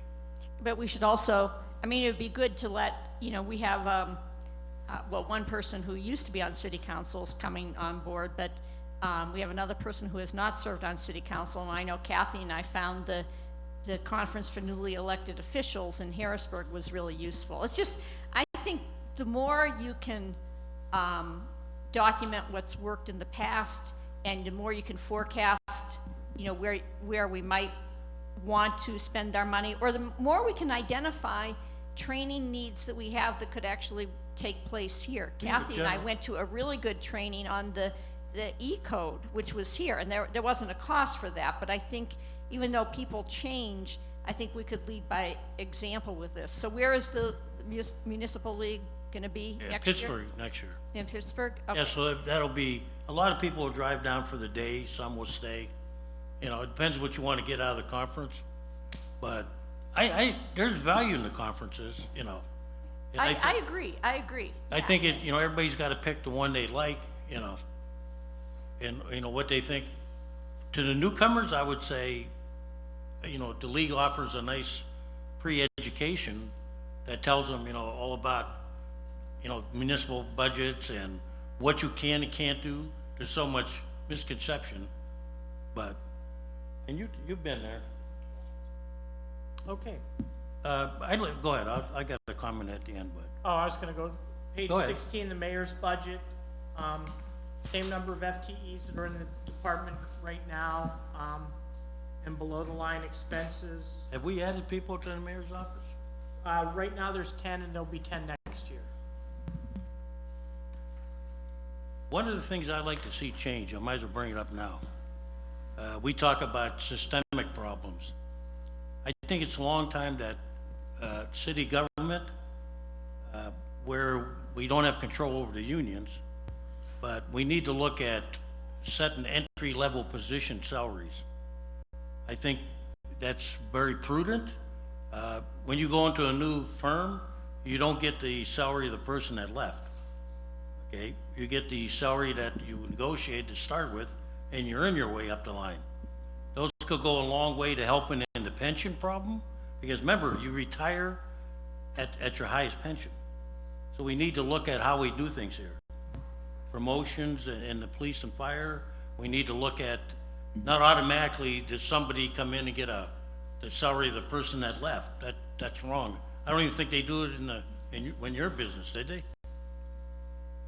Nope. I mean, that's the real world, and I understand we can do a study and it won't take a long time. It's actually out there. So I think, you know, we need to remember that we all answer to the public who pays our salaries. And council leads by example, because elected officials outside of the mayor haven't had a salary increase in well over 20-some years. Okay? So I think it's a long time we start forgetting about how people feel, and I think we need to implement a salary structure that represents a fair wage, but it doesn't represent the salary of the person that left. And what about the fact that, sorry, PFM seems to have kind of wimped out, in my opinion, on being strong about what we need to do, but one of their recommendations was that we should not have both a pension and the 401k equivalent. Now, we know that we can't change that without negotiations for, you know, the rank and file people. But what about for new people coming into management positions? Not taking away something from people who are already there, because somebody explained to me that would be like taking, you know, making them have a pay decrease. But is there any thought to saying, when we hire new people, and there will be some turnover in management, to saying either or maybe you're getting the 401k equivalent, I forget what the number is, what you call it here, and not a pension.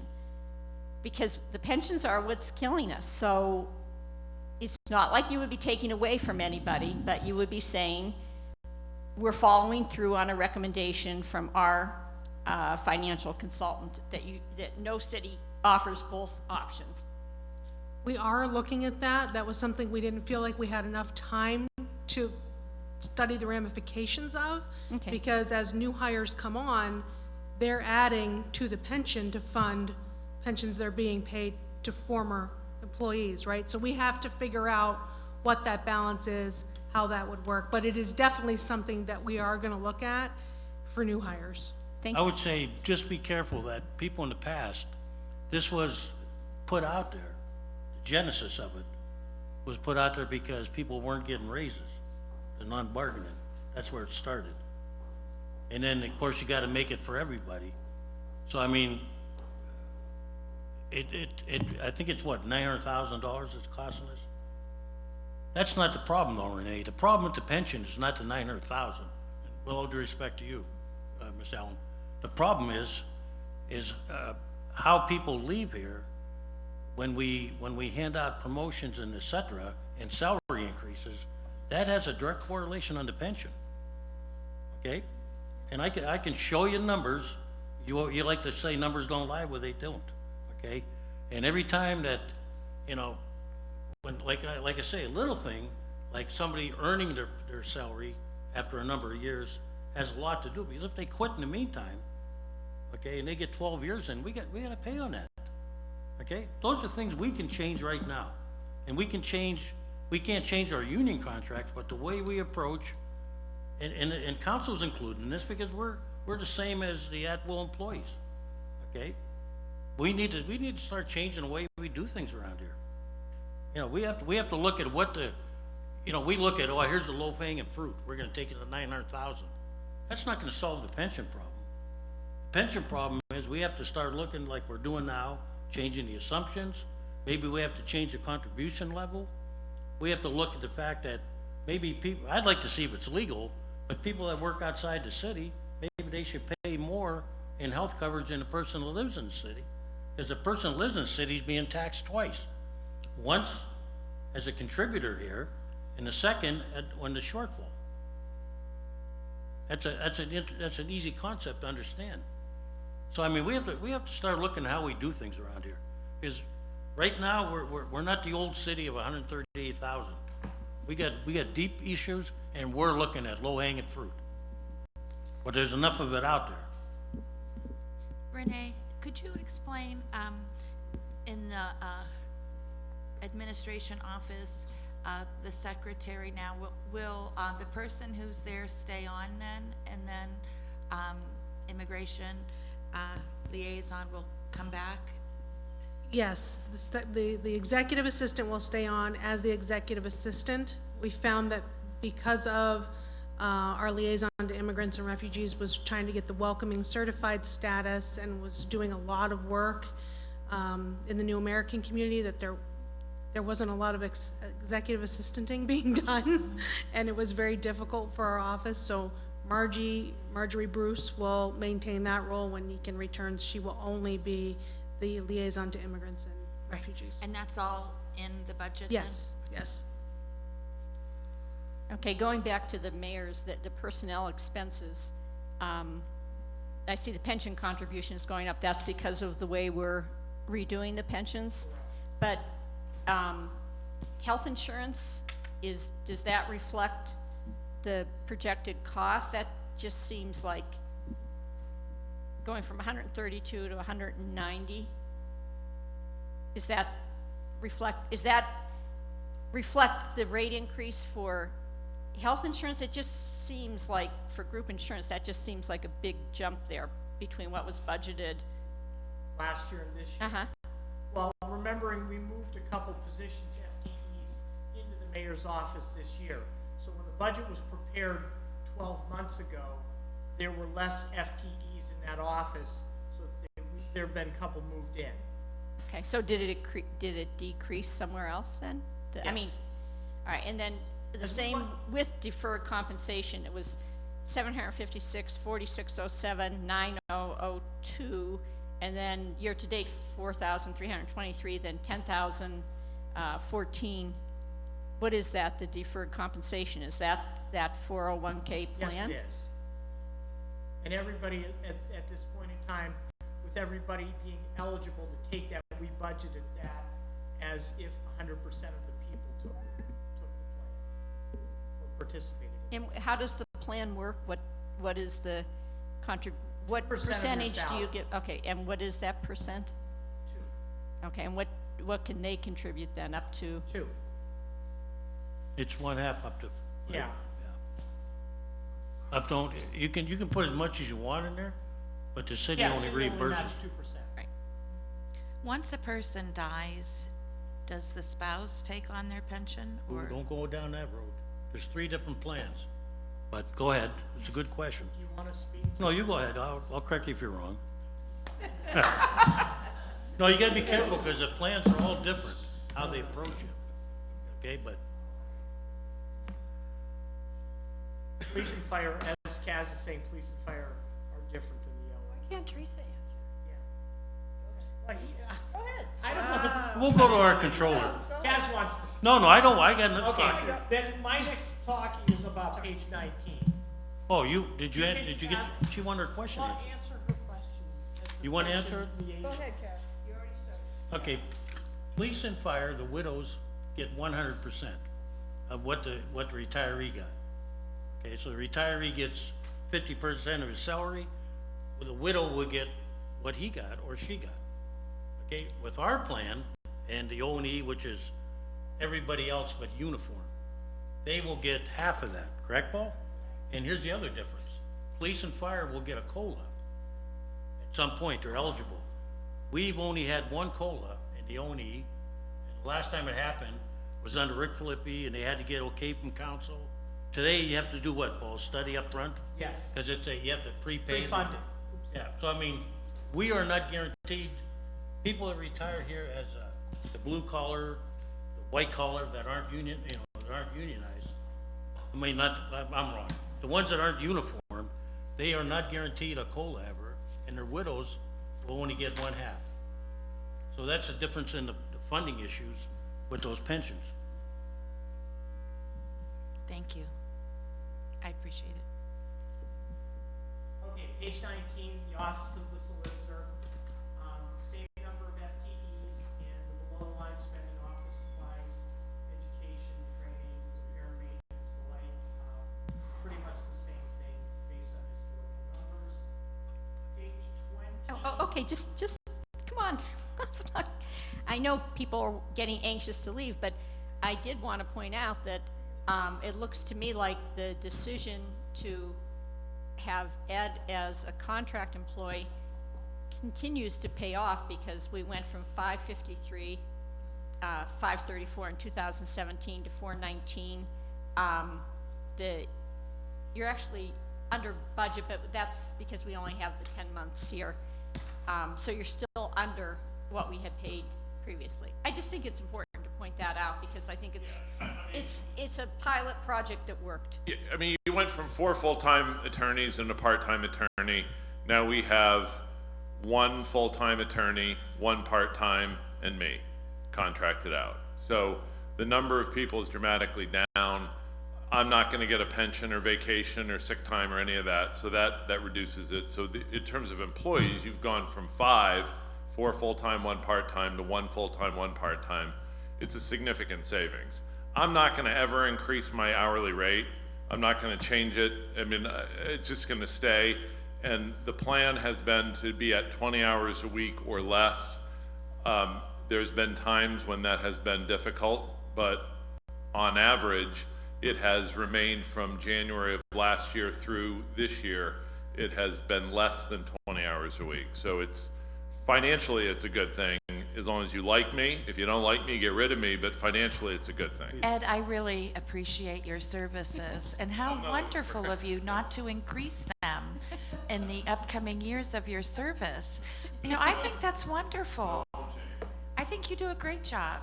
No, and it's one of the few areas where we're able to say, hey, here's the curve on this. So that's why I was pointing it out, so thank you. Page 20, the office, city treasurer, same number of FTEs and below the line spending, same thing as last year. Page 21, the office of city controller, and Teresa spoke to that the other night. Same number of FTEs, and her spending is the same as it was last year. Next page is page 23. Can I just go back? I'm sorry. Teresa, for education and training, do you have any plans for 2020 in terms of education and training? Well, there's a municipal league that went out for that. I mean, there's papers conference that I never really seem to get to because there's regular board meetings and stuff, but other than that, it just depends where the municipal league is having. Ms. Allen, can I speak to that? Well, also, you pay for the computer software out of there too, so. I always left that, when I had that department, I left travel in there because you never knew if there was a program, like I recently discovered that there are education courses that are sometimes mandated, and you may want to go to them. And that office traditionally has returned money every year. I'm So, I not mean, questioning you know, it but at all. If we take it away, then it's a lot harder to get it back, and it's never been misused. Not trying to take it away at all. As I said earlier, I'm a big proponent of education and training, including for city council, but you weren't able to spend any, apparently, so far in 2019. But if there's an issue where the controller needs to go to those things, can you change the pension meeting or something? I'm just saying, again, being proactive, if you feel like there's something that you need. We're finding. I also think that, and I'm going back to the HR meeting we had, that I attended, where training was that might have been the number one concern, Renee, I can't remember, there were three top concerns.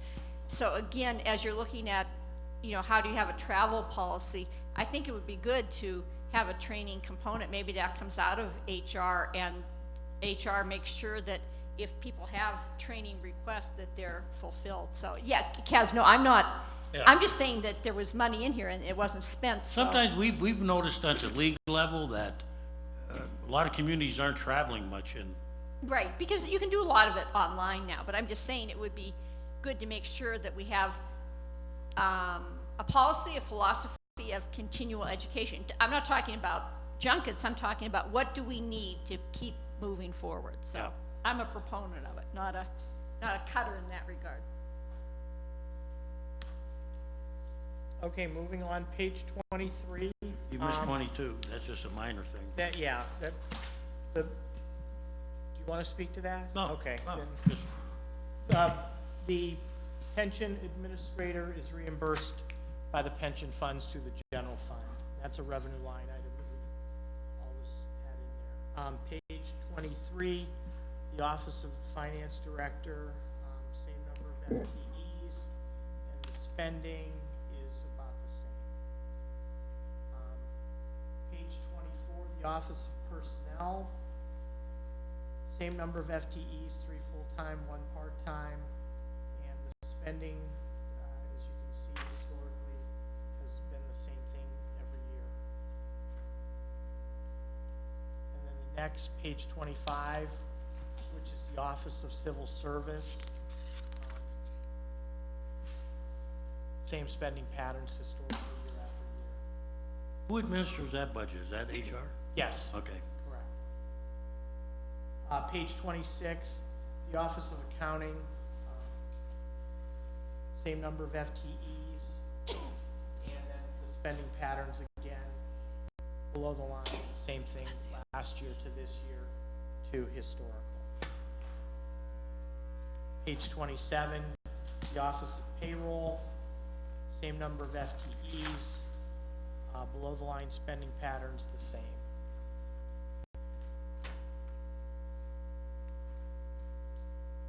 When there are savings, again, back to like education and training, do those savings fall to the bottom line, or are there transfers? If you don't spend what's allocated for, back to Teresa's department, $4,000, and there might not be anything that, I think it was $4,000 budgeted in 2019, and no expenditure, what happens to that $4,000? At the end of the year, that goes into the fund balance. Okay. And possibly, if some other department was short, there have been interdepartmental transfers over the years. Page 28 and 29, the Office of Information Technology, same number of FTEs, and the spending patterns,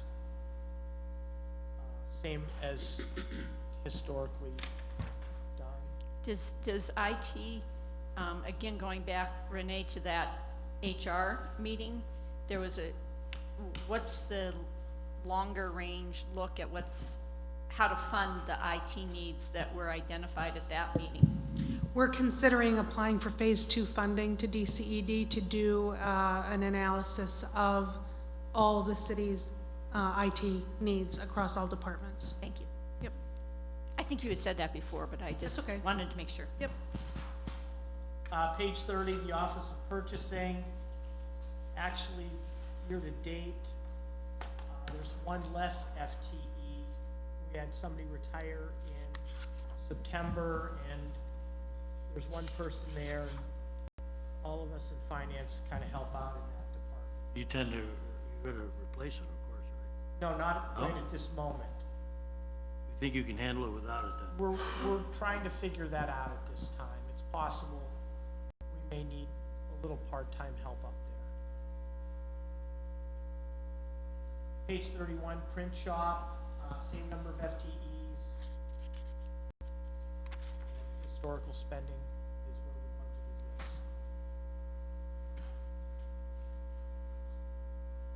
this. We looked at page 55 and 56. Chris came down and spoke to the general fund portion of the Economic Development Department, and same number of FTEs and the like. And then the last thing in the general fund, page 57, that's the general government. And there's also a handout, as with most of these departments, and I'm sure everyone's had a chance to look at their handout book, there's a handout with regard to general government showing the breakdown. Obviously, the employee payouts are the contractual payouts for people that left service here, and what their sick and vacation payouts are each year. What page is the handout on, Paul? Handout is on page 33 of the handout book. So we're on page 57 in the budget book and page 33 in the handout. Unemployment compensation, and that is the unemployment paid to workers no longer with the city.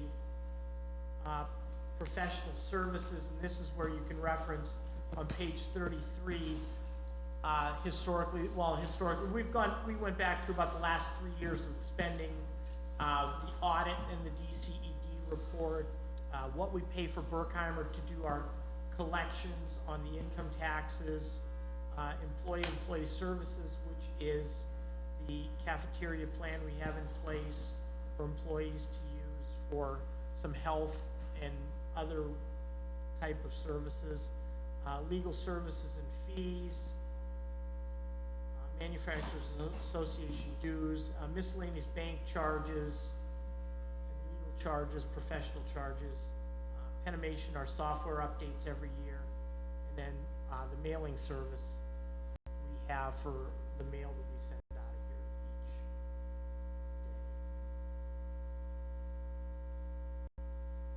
each day. Renee, this would be a good opportunity, I think, to just real quickly explain how valuable that Erie County Data Center has become. I just think it would be good for, I mean, I'm assuming some people are public is watching this, and it would be good for them to know. Yeah, that's been a wonderful asset. Getting back to what you were talking about during the city council meeting, during your comment, we are using that very intentionally now to be able to map data, such as using GIS to map crime data, blight, vacant houses. We have been able to upload that data so that we can make data-driven decisions. The first plan that's being presented to the Planning Commission will be on East Bayfront, and people will be able to see very soon how you can go in, you can see a house, what condition it's in, what the code enforcement officers are finding about it. That will allow us then to proactively present blighted houses to the Blight Review Committee for blight declarations. That hasn't been able to historically be done proactively. It's been more reactive. Our code enforcement office has been tasked with kind of responding to complaints. This will allow us to be proactive. So the Erie County Data Center has been instrumental in helping us with GIS, with mapping of all that, to be able to really see firsthand what's going on and then be able to use that to make our decisions. How about Cat TV? Is that, Down, it's about the fourth from the bottom. Cat TV, right, 100,000. and that's typical? Yes, it is. I guess since Liz brought up the data center, I'll go through 4059, which is the other services and charges line item. We pay about $10,000 annual bond fees for people or the bond companies to administer the payments of bond payments to bond holders.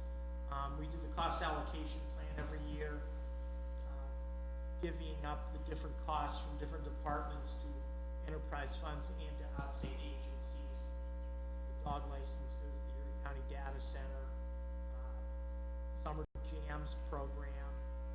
We're a member of the Erie County Tax Collectors Association, and that's our proportion of their budget. And then miscellaneous legal bond and appraisal fees. We've spent about $90,000 a year the last 3 or 4 years between just different things that happen, and those have all been things council has approved throughout the years. League of Cities, our annual dues, PELRES dues, UPMC Life Solutions, which is a program that we run for employees that need help, for want of a better term. U.S. Conference of Mayor dues, and then the Vista intern program, we're going to have 2 next summer. And then the next line item, 4069 risk management, that's the property casualty, the general fund portion of our property casualty program, which Chris spoke about a week or so ago. 4031 is our Council of Governments annual dues. The DID is John Booknick came in today to talk about their request for funding. $50,000 is in the budget. The Erie County Human Relations Board, we pay $15,000 as the contribution to their board every year. The next one, 4120 EMTA. Last year, if you look back to page 57 in the budget book, we budgeted $340,000. And part of their articles of incorporation is there's a 5% increase in our funding to EMTA every year based on their local government, the math of how they build local governments. Teresa and I went over to talk to them a couple weeks ago, and there's a couple local governments that are dropping their contribution to EMTA down. So EMTA is gonna, they asked us if we could contribute about $80,000 more this year. And I said at this point in time, the budget had already been prepared, and they told us they'd like us to consider that amount of money for next year. So we have $357,000 budgeted this year. They actually want $423,000, but they're willing to forego the extra this year. But next year, for when we prepare the 2021 budget, they're gonna want $423,000 plus 5% more. So they're gonna want about $450,000 from us next year. Are they asking any more from the county? Yes, the counties, yes, they're in that calculation too. And it's us. See, here's where, Paul, we gotta start playing hardball. Well, there's Little geography lesson. Erie is part of the county, yes. so we're gonna be paying twice again, okay? I think it's time that we make it very clear to EMTA that if these outlying suburbs don't wanna pay, maybe they should have their service cut a little bit. Well, I mean, it's not fair to city residents that we pay once here, and we are part of the county. And some people don't believe that, but we're gonna be paying that portion too. for some people to bail out, and I can only guess who they are, okay? Maybe they need to have their service cut because it's not fair to our residents have to pay twice, and they say, well, we pay through the county, so do we, okay? Could, And the bus lines have changed over the years. They're not always in the city now. Well, They've moved out. who did, is it Mill Creek and who else? Do you have a list of who's cutting what? it was Mill Creek and Northeast. And Northeast was actually a pass-through from Mercer's Northeast, because the schools. That's gonna be impacted. That I can then when- understand it, yeah. but not Mill Creek. So, but- Yes, and I just want to say, I took the bus home the other night from the Mill Creek Mall. It's hard to say that you cut the service, but my frustration in going to the Mill Creek Supervisors meeting months ago was, again, getting into this attitude that, well, our people don't take the bus. Mill Creek benefits from people who take the bus. I took the bus home from the mall on Monday night. I took the 8:33 p.m. bus. It had 21 people on, in addition to me. Most of those people had either packages in their hands or they had been working in Mill Creek. So for that's the dilemma that we're in, Kaz, is that they're gonna say, well, it's city people who are riding the bus, but it might be city people who are contributing to the economy that Mill Creek relies on. And I think I asked John Morgan, I know I did ask John Morgan to take the bus with me, and I haven't had a chance to follow up with him. I was trying to think of what the best time would be. I would highly recommend taking that 8:33 bus from the Mill Creek Mall on a weeknight to see how many people are on the bus. And if they don't have that, how are they gonna get to their jobs? And how are they gonna be paying whatever they pay to Mill Creek? It's just not fair for Mill Creek to do this It retrenchment. just bugs me. My mother's 92 years old, and she looks at this like, she doesn't even take the bus, okay? And she gotta pay twice. We always pay twice in the city. Nobody understands that. The one thing about that in Mill Creek, and I'm You not want- sticking up for want me Mill to explain Creek it to in you? any way, shape, or form, County and city, okay? We're making a contribution and so is the county. but So we pay twice. If you live on Mill Creek, you only pay once. You're paying the county. ours is contractual. When their articles of incorporation were set up, and even 2 years, or last year, or 2 years ago, when council renewed that. Well, yeah, we gave up a lot of seats for that too. No, but the city and the county are named participants in that articles of incorporation, and we're on the hook for this. Harbor Creek, Mill Creek, Fairview, and the like, those are all contributions. So I guess if they wanna say no, Well, they Paul, have the right to do. Yeah. I'm not sticking up for the process in any way, shape, or form. I agree with you, but- I'm just saying, they don't have to, we do. the problem is we're singled out as, Yes. we're singled out, but we're part of the other group. Well, the bad. Okay, part, that's the yes. problem. We're part of two groups, and Mill Creek, which is getting off easy now, is only part of one group, Yes. okay? So, just so everybody knows, if everybody, the other 8 or 10 municipalities that make those contributions, if they all pull out, it's gonna be on our shoulders to make up that 55%. So, And why did we give up the seats? Oh, boy. it was. the I don't even right wanna thing go to into do. that baby again. Paul, Go ahead. how much longer do you have? You gotta As take it to Vice the corner. President, Jim gave me authority to, I have two more line items. The Erie County Human Relation, I did that. Cat TV, which you asked about, the zoo gas, which is contractual with the zoo. Actually, we could be in worse trouble at the zoo if they, Yeah, if Yeah. they kept the heat at 80 all year round. yeah, it was a lot worse when the well dried up. They've been working with us. That's why you see them shutting down during the winter and stuff.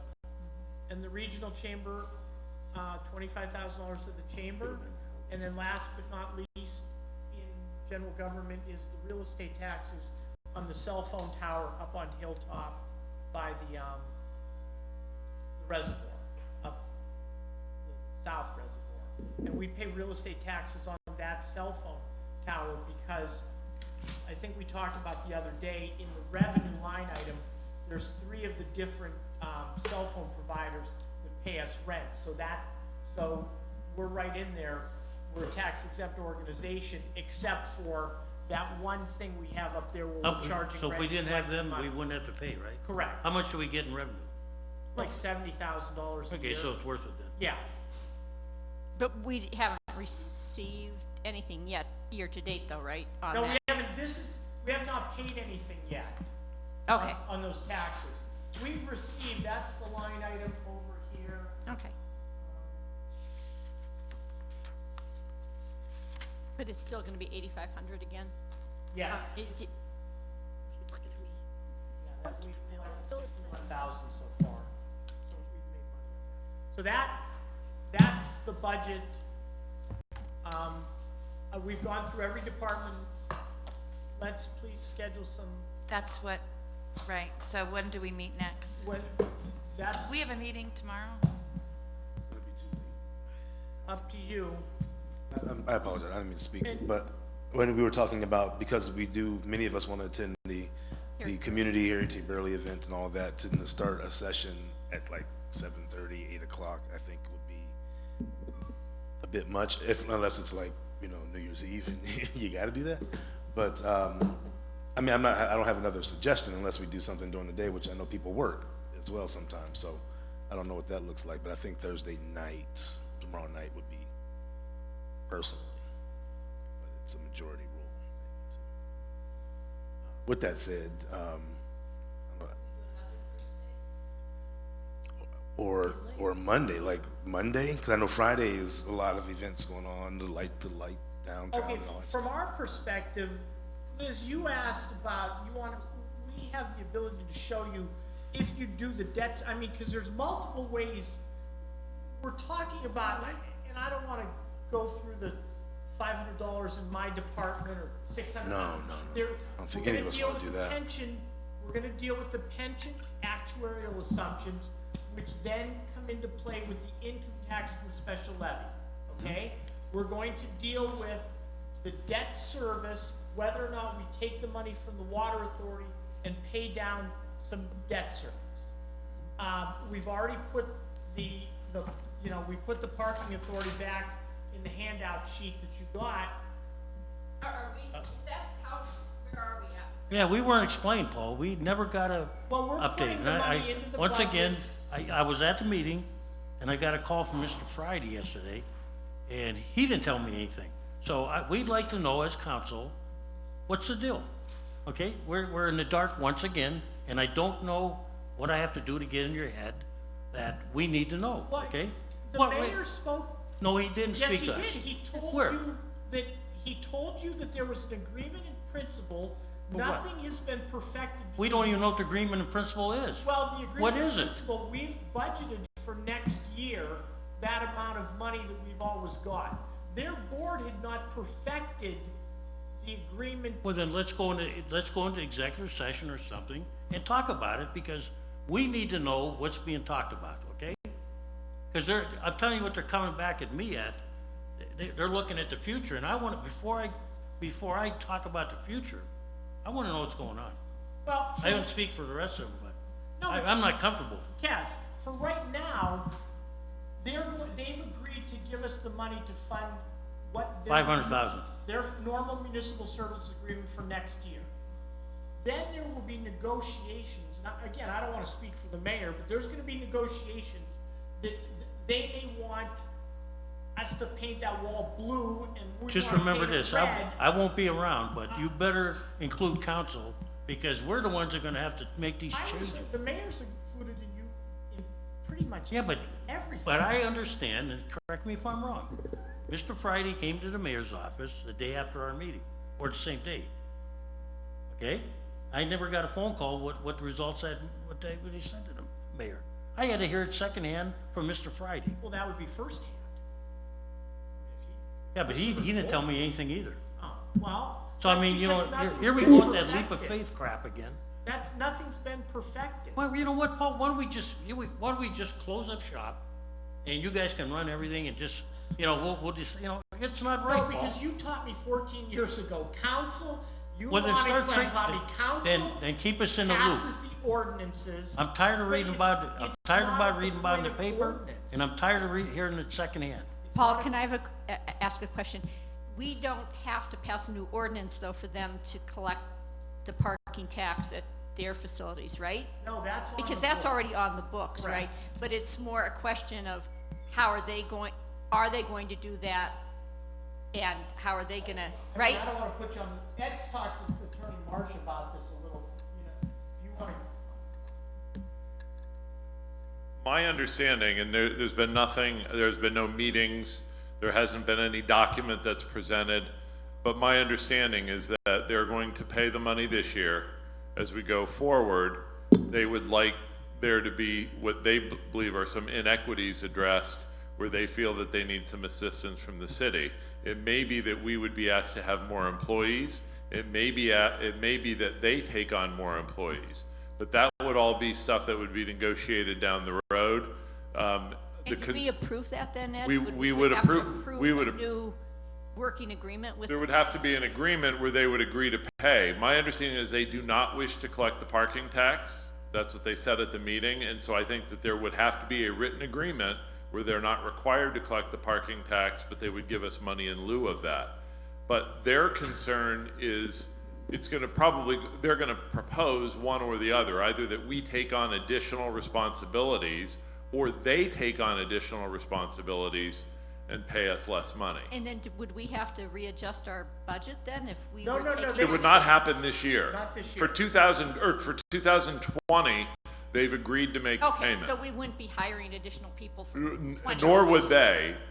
During the year 2020, maybe this year, but probably in 2020, we would have a series of meetings with them to resolve those issues. Over the years, Liz, it's changed. We used to reimburse them for tagging. That stopped. They did a couple things for us. We gave up our meter revenue. There's no doubt we need to renegotiate, but I would stress that council be a part of it, whoever the liaison is. Because, you need somebody with council's point of view there. You can't assume we're just gonna go along with everything. We need to be part of the negotiations. But the number is good that we have. Correct, As far in as the you're budget, concerned, yes. the number is good that we have in the Yes, budget. yes, That we're gonna get. yes. Uh, So, sorry. Can I say something? We need to get back to scheduling our next meeting. I have to go get my grandson, and plus, I'll be going out of town December 12th, so we gotta do it before then. You wanna coordinate it with, Next Thursday, December 10th?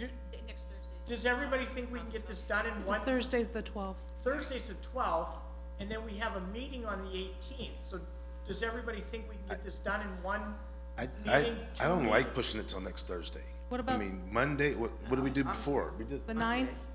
I think at least if we meet on Monday, then we can kind of get a temperature of what we need to do for maybe Thursday. In our mind, we're gonna have the variables handled and be able to show you. We have them now, but I want to get through this book.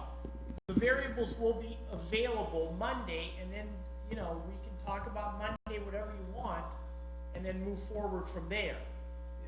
And I think because we've kind of been deliberating as we've been getting, like, that's why it's kind of taking a little longer. So I think, there's some things that I'm sure each of us have that we want to bring to the table in relation to, that's part of the deliberation process. You all give us more clarity. And I think we can go, if we can do that Monday the 9th, and then we can go from there and figure out where we need to roll out, if we need to do something again on the Thursday, the we 12th. the 16th. No, So then, no, can this I coming Monday. request- Oh, where am I at? Oh, no, you, Yeah. I don't know where you, So what time, Oh, I'm what okay. time you talking about, Kurt? You know what? I think our regular time is like 5:30, right? 5:30. Like 5:30 time? Then Kathy is the chairperson right now. If there's any questions and anything anybody wants us to bring 5:30. Monday at 5:30, so that we can move into deliberations and not the give and take. We're gonna have, again, variables on pensions, income taxes, what happens with or without the water authority deal, Thank you. and what happens with the debt service due to that. I'm not gonna fool around with $50 in my office supplies. No. Right. But, so if there's anything else anybody has, send me an email, call me. How about Cass, how about I'm real up on the estate? 3rd floor if you wanna How find my about real office. estate options? I know where to find it. Oh, okay. Hey, Paul, just because. Real estate options too, I guess. Life gets busy sometimes. While I'm thinking about it, my frame of reference is here. Some of the things that we talked about previously, though, and Renee, you have been in all those sessions. So fees, in particular, like, excuse me, with the fire department We tasked the inspections. fire department with what things are they doing now? Right. That we can charge for? Not if they add 3 people, we can charge these No, 27 absolutely. fees. Things that are already ingrained, we're not getting paid for. What are they doing right this second That's that what we we can wanna know. charge for? Another council person may have mentioned that he's gonna bring up the amusement tax. I Wait, shouldn't Liz say- has a list I too, shouldn't don't you? say Paul, what I did do a list based on all those things we talked about, like, Did so everybody- I just sent it to council, but I haven't sent it to you, but somebody had one more thing, 1 or 2 things you want me to add. Licensing for plumbing. Okay, so Plumbers. I will forward that to you, okay, because I Did think, you give an approximate amount? no, we're just talking, again, maybe how do you make it so that it reflects what the actual cost would be, instead of like, we aren't throwing a number up there and saying, let's charge this or let's Yeah, charge I mean, that. if you give me that list, I can ask All you right, how many plumbers are there in Erie? I don't know All right, that off the I'll top. forward it to you as soon as we're done here. Okay. Well, I think like we've talked before about if we do the amusement tax, it's 4 or 5%. Kathy's Okay. getting ready. Yeah, It's 3 3 now, so we're gonna three. go to 4 or We go to 5. 4 or 5. It's $80,000, $85,000 per 1%. But the other things like, we don't have the historical, She's gaveling. you can, I'm finance chair. Put that down before you get in trouble. I got, Absolute power rules, absolute. I'm tired, sorry. Okay. We haven't had a break since 8 o'clock. I was here. Do you know there are soldiers in the field? They're not complaining? So Monday at 5:30? Monday at 5:30. Thank you. Thank you. As we leave, I just wanted to let you all know that, and we'll be announcing this tomorrow at the press conference, but there's gonna be an open forum on Tuesday night from 6 to 8 at McKinley Elementary, to get public input regarding, the East Sixth Street and Broad Street interchange study that's going on regarding the Bayfront Connector. They're gonna be gathering information from residents on alternative solutions to resolve the current issues as they relate to pedestrians, bike traffic, that kind of thing, across the Bayfront Connector from East Sixth to Broad Street. So that's Tuesday from 6 to 8 p.m. at McKinley. Thank you.